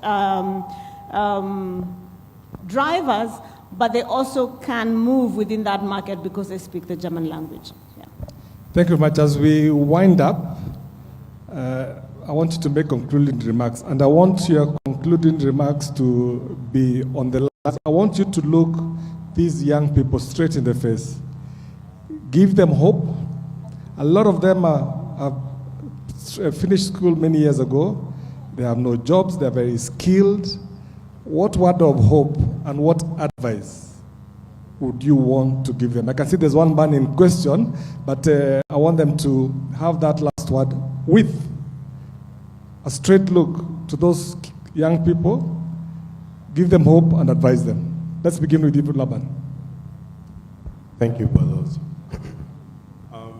What I'm going to say to you is this, as somebody who has experienced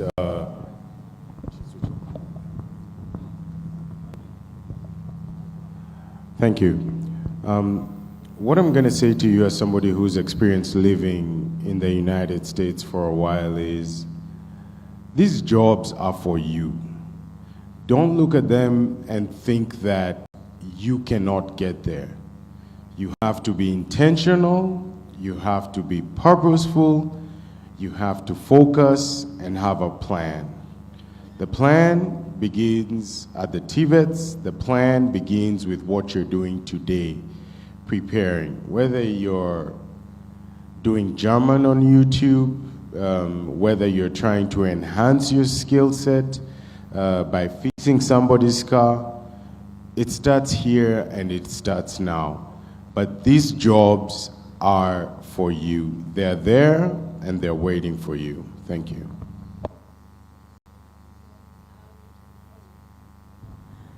As the Ministry of Foreign and Diaspora Affairs, it is our job not just to facilitate the taking up of these opportunities in the diaspora, but to protect the welfare and the rights of Kenyans abroad. So once you are on the other side, once you become my diaspora or our diaspora, we want to work with you to make sure that you're making the most out of your diaspora experience. If you look to the right, you will see a roll-up banner there that says protect, engage, empower, prosper.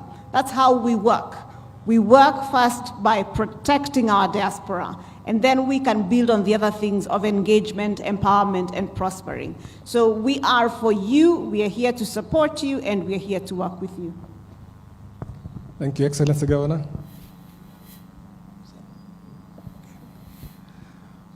Well, for me, I want to encourage our youth that the opportunities are there, but you must look for those opportunities. You must be committed, you must persevere, and you must not give up. And even when you fail, you learn from the failure. In fact, people who have succeeded have failed many times.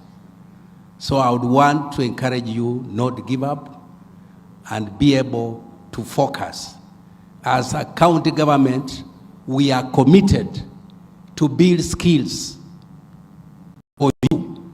We have created institutions where if you wish to build any skill in any of the areas we offer, we are open and we welcome you to build that skill. Thank you, Governor Jordan. Right. I think mine is to encourage.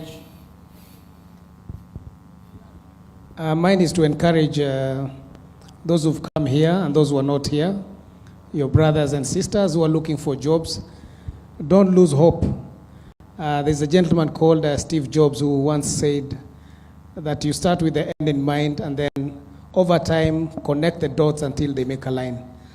My humble request to some of you who are coming to the booths and they are realizing that their course is not marketable outside, is to then be flexible and ask yourself, what is it that I could also add in terms of skill within the next 1 year or 6 months to make myself, be relevant in the diaspora market, and by you'll be able to get there. Have a passport, and I wish you well. Thank you.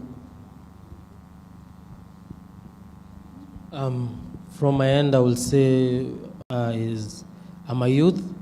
You're also a youth. And the government has done enough for us to be able to access these jobs out there. For me to sit here and be able to tell you that there are jobs out there should be an indication that the jobs they are available. So just a short story. Sometime back, all of us will go to campus and study engineering. All of us will go and study medicine. But right now, with the help of the government, people in the hospitality industry can now earn probably more than even what an MCA earns here. You should be able to realize that whatever you're doing, whatever certificate, us as young people we are doing, should take it more seriously and also invest in it. Well, let's say you're a waiter and unasema, nimefanya kazi hoteli, there is nothing that I'm getting here, maybe I'm just being paid 5,000 per month. But you drop the waiter and go around looking for another thing, and then when you come to a booth and we want to recruit you, you tell us you have only 4 months experience, and that's how you lose the job. Instead, you will have at least, you get at least 2 years experience in your job, because where you're going to work in a 6-star hotel. You're going to work in I don't think even in Kenya we have 6 stars yet. So these are people who understand what they want. When this white man tells you, I need this type of dish, they know what they're talking about. And when you serve them and you don't give them that, it is an issue. And that can be a reason why you will be put out in a cruise ship. So it is very important that practice what you've been taught. The small certificates, it's not a must. Maybe you didn't pass, you got a D+. You cannot be the engineer you hoped for. You cannot be the astronaut or whoever you thought you will become. But you have been taken to school by your parent, and you have been given the opportunity to be a waiter, a chef, a laundry attendant, a storekeeper. So practice that. Gain experience. Pole pole. These days we love rushing. Unajua pesa haraka. It doesn't really pay. So practice your don't be a jack of all traders. Practice your trade, learn it kabisa, so that when you come and sit down in an interview and you speak to a person, the person who is interviewing you, they can see at least you have something in your head. And that way, you're able to gain 400,000 per month. And as I have told you, you sleep for free, you travel for free, you get a passport, a CD1 passport for 10 years, a visa for 10 years to be able to go to US, to travel all those countries. You get a Schengen visa for around 10 years to be able to go around Europe. Most of the people who we have recruited, we have one guy from Vihiga who went as a garbage collector. No, actually two. One a garbage collector, the other one is a galley steward. I was trying to contact them to see if I can be able to get them, but they are at work right now. The garbage collector is being paid 850 USD. You can do your math. Just Google and see how much 850 USD is. And they only work for 8 hours, and they travel to different parts of the country. Right now, they are in Honolulu, and then they will proceed to Australia. And then they'll come back to Vihiga and tell you stories about how it was. So you take the initiative, come and apply for the job, and then later on, unaweza nunulia Prime CS chai, thanking him for the work he has done. Thank you very much. Unless there's a very, very pressing question. His Excellency the Prime PS has been so kind to, and we want him to have the final word. Unless it's a very pressing question.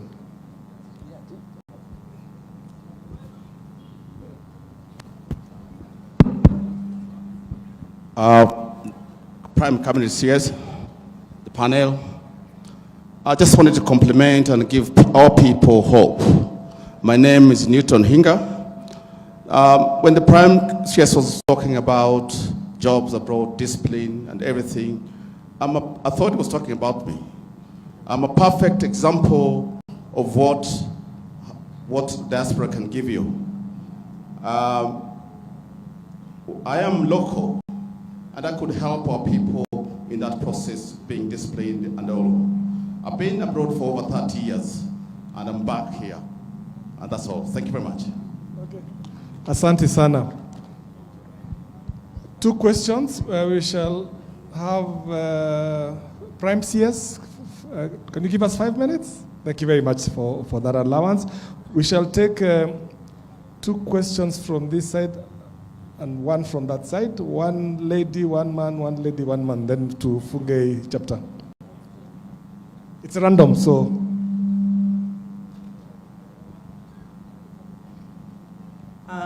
His Excellency, the Prime CS, the panelists, and ladies and gentlemen.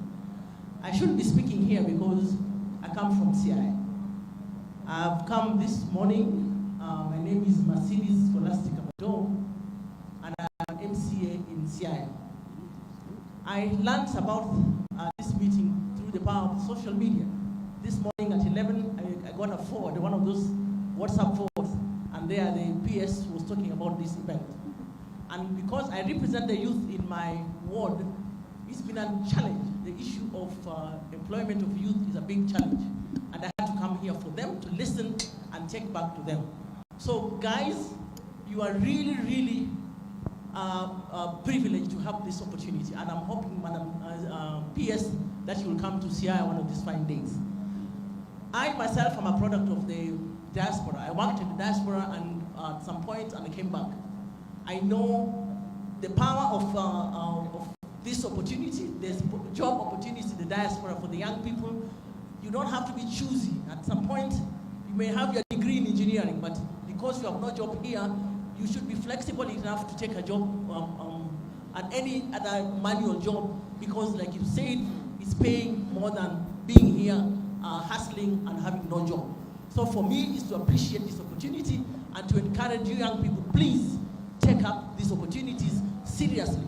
Don't just walk about and go home and be what you want. Leave this place different from the way you came.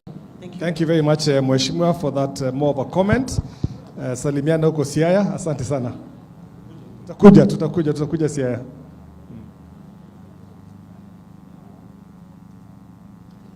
Where's the mic? Who has the mic? Okay, please introduce yourself, please. PM Cabinet Secretary, panelists, good afternoon. My name, I'm Vincent Ochieng from Butula, Busia County. PS, my question is, it is true that in Kenya we have very few jobs and we must go abroad to look for this job. But the question is, today we have a number of agencies here. The problem is to how do we identify the genuine agencies and the fake agencies, because they both exist. And that is our fear of going abroad. Number 2, how is the government, the mechanism the government has put in place to make sure that the security of the young people in Kenya will be taken care of amicably while they are in abroad? Thank you so much. Thank you very much. I think on the issue of the recruiters, we cannot bring any con person here. I think PS can attest to that. And secondly, I think the issue of protection, PS really talked at length about it. Yes. So maybe what I can say is that I think the 2 things that you've raised are 2 things that I'd already covered. We already spoke about how you know a genuine agent. On the NEA website, and even Jotham spoke about it. On the NEA website, neaims.go.ke. Naomba unisikize tafadhali. neaims.go.ke or nea.go.ke. You will see the entire list of every agent who is both registered with NEA and licensed. Because you can be registered, but you lost your license 2 years ago. So that you can know who it is that you can work with. La pili, and for the agents who work in the maritime sector, on the Kenya Maritime Authority website, you will be able to get the list of about 16 companies that are regulated by KMA for cruise ship and maritime jobs, okay? Our wengine jobs in Chikavu on the NEA website. Please, that is important. The second thing, I've talked about what we do within the State Department for Diaspora Affairs in terms of protection. We ensure that we've signed bilateral labor agreements as much as possible with various countries so that we can have a modality for protecting Kenyans. Sometimes in certain places, we will even tell you, don't go to a such and such a country because we are not able to protect you there. For example, we've had a ban on the travel to Lebanon now for a year, telling Kenyans not to go and work in Lebanon. Wakenya hawakutusikiza, wako Lebanon wakifanya kazi. So we give you travel advisories. We sign bilateral labor agreements. The State Department for Diaspora Affairs and our sister State Department for Foreign Affairs through our embassies abroad work to make sure if somebody is in distress, they call, they WhatsApp, they message us. We work very hard to make sure that person we give them support. We bring back people who have had mental health problems, for example, or somebody who's very, very sick, we will help bring them back. So there's a lot of things that we do to support. I request that you look at the Diaspora website, and our details are up there to just see some of the things that we do as far as protection is concerned. I want to thank our panelists for that a lot of information. Before I invite the Prime CS for the last word, please remember, your telephone is your biggest weapon. You can use the 20 shilling data that you buy to spread a lot about gossip, what's happened in the village, which cow has been milked and which one, or you can use it to look for these jobs abroad. And looking for a job is not a one-day affair. I know sometimes it can be so demanding, but patience, discipline. And finally, don't forget, you are your own brand. Prepare for these interviews, that you get as much information as possible. If you know that you want to go into the maritime sector, read a lot about it. If you know that you want to go to a country, study about that country. That way you build a strong brand of yourself. So I want you to join me in a big applause for our panelists who've been fantastic. Asanteni sana. Podium ya Prime. Okay.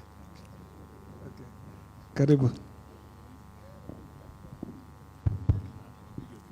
Yes. I think your mic is here. Asante. Sasa tunataka tufunge kwa ya leo. Jana nasikia kulikuwa na attendance ya 1,850. Karibu hivyo. Leo sijui imekuwa namna gani na kesho bado hii timu iko. Kwa hivyo nataka niwaulize, je, kongamano hii imekuwa ya manufaa ama la? Basi tuwapigie makofi. Asante sana. Mimi nataka tu niwashukuru na niseme kwamba tafadhali yale mmepata hapa tumieni kujinawiri kama Wakenya. La mwisho,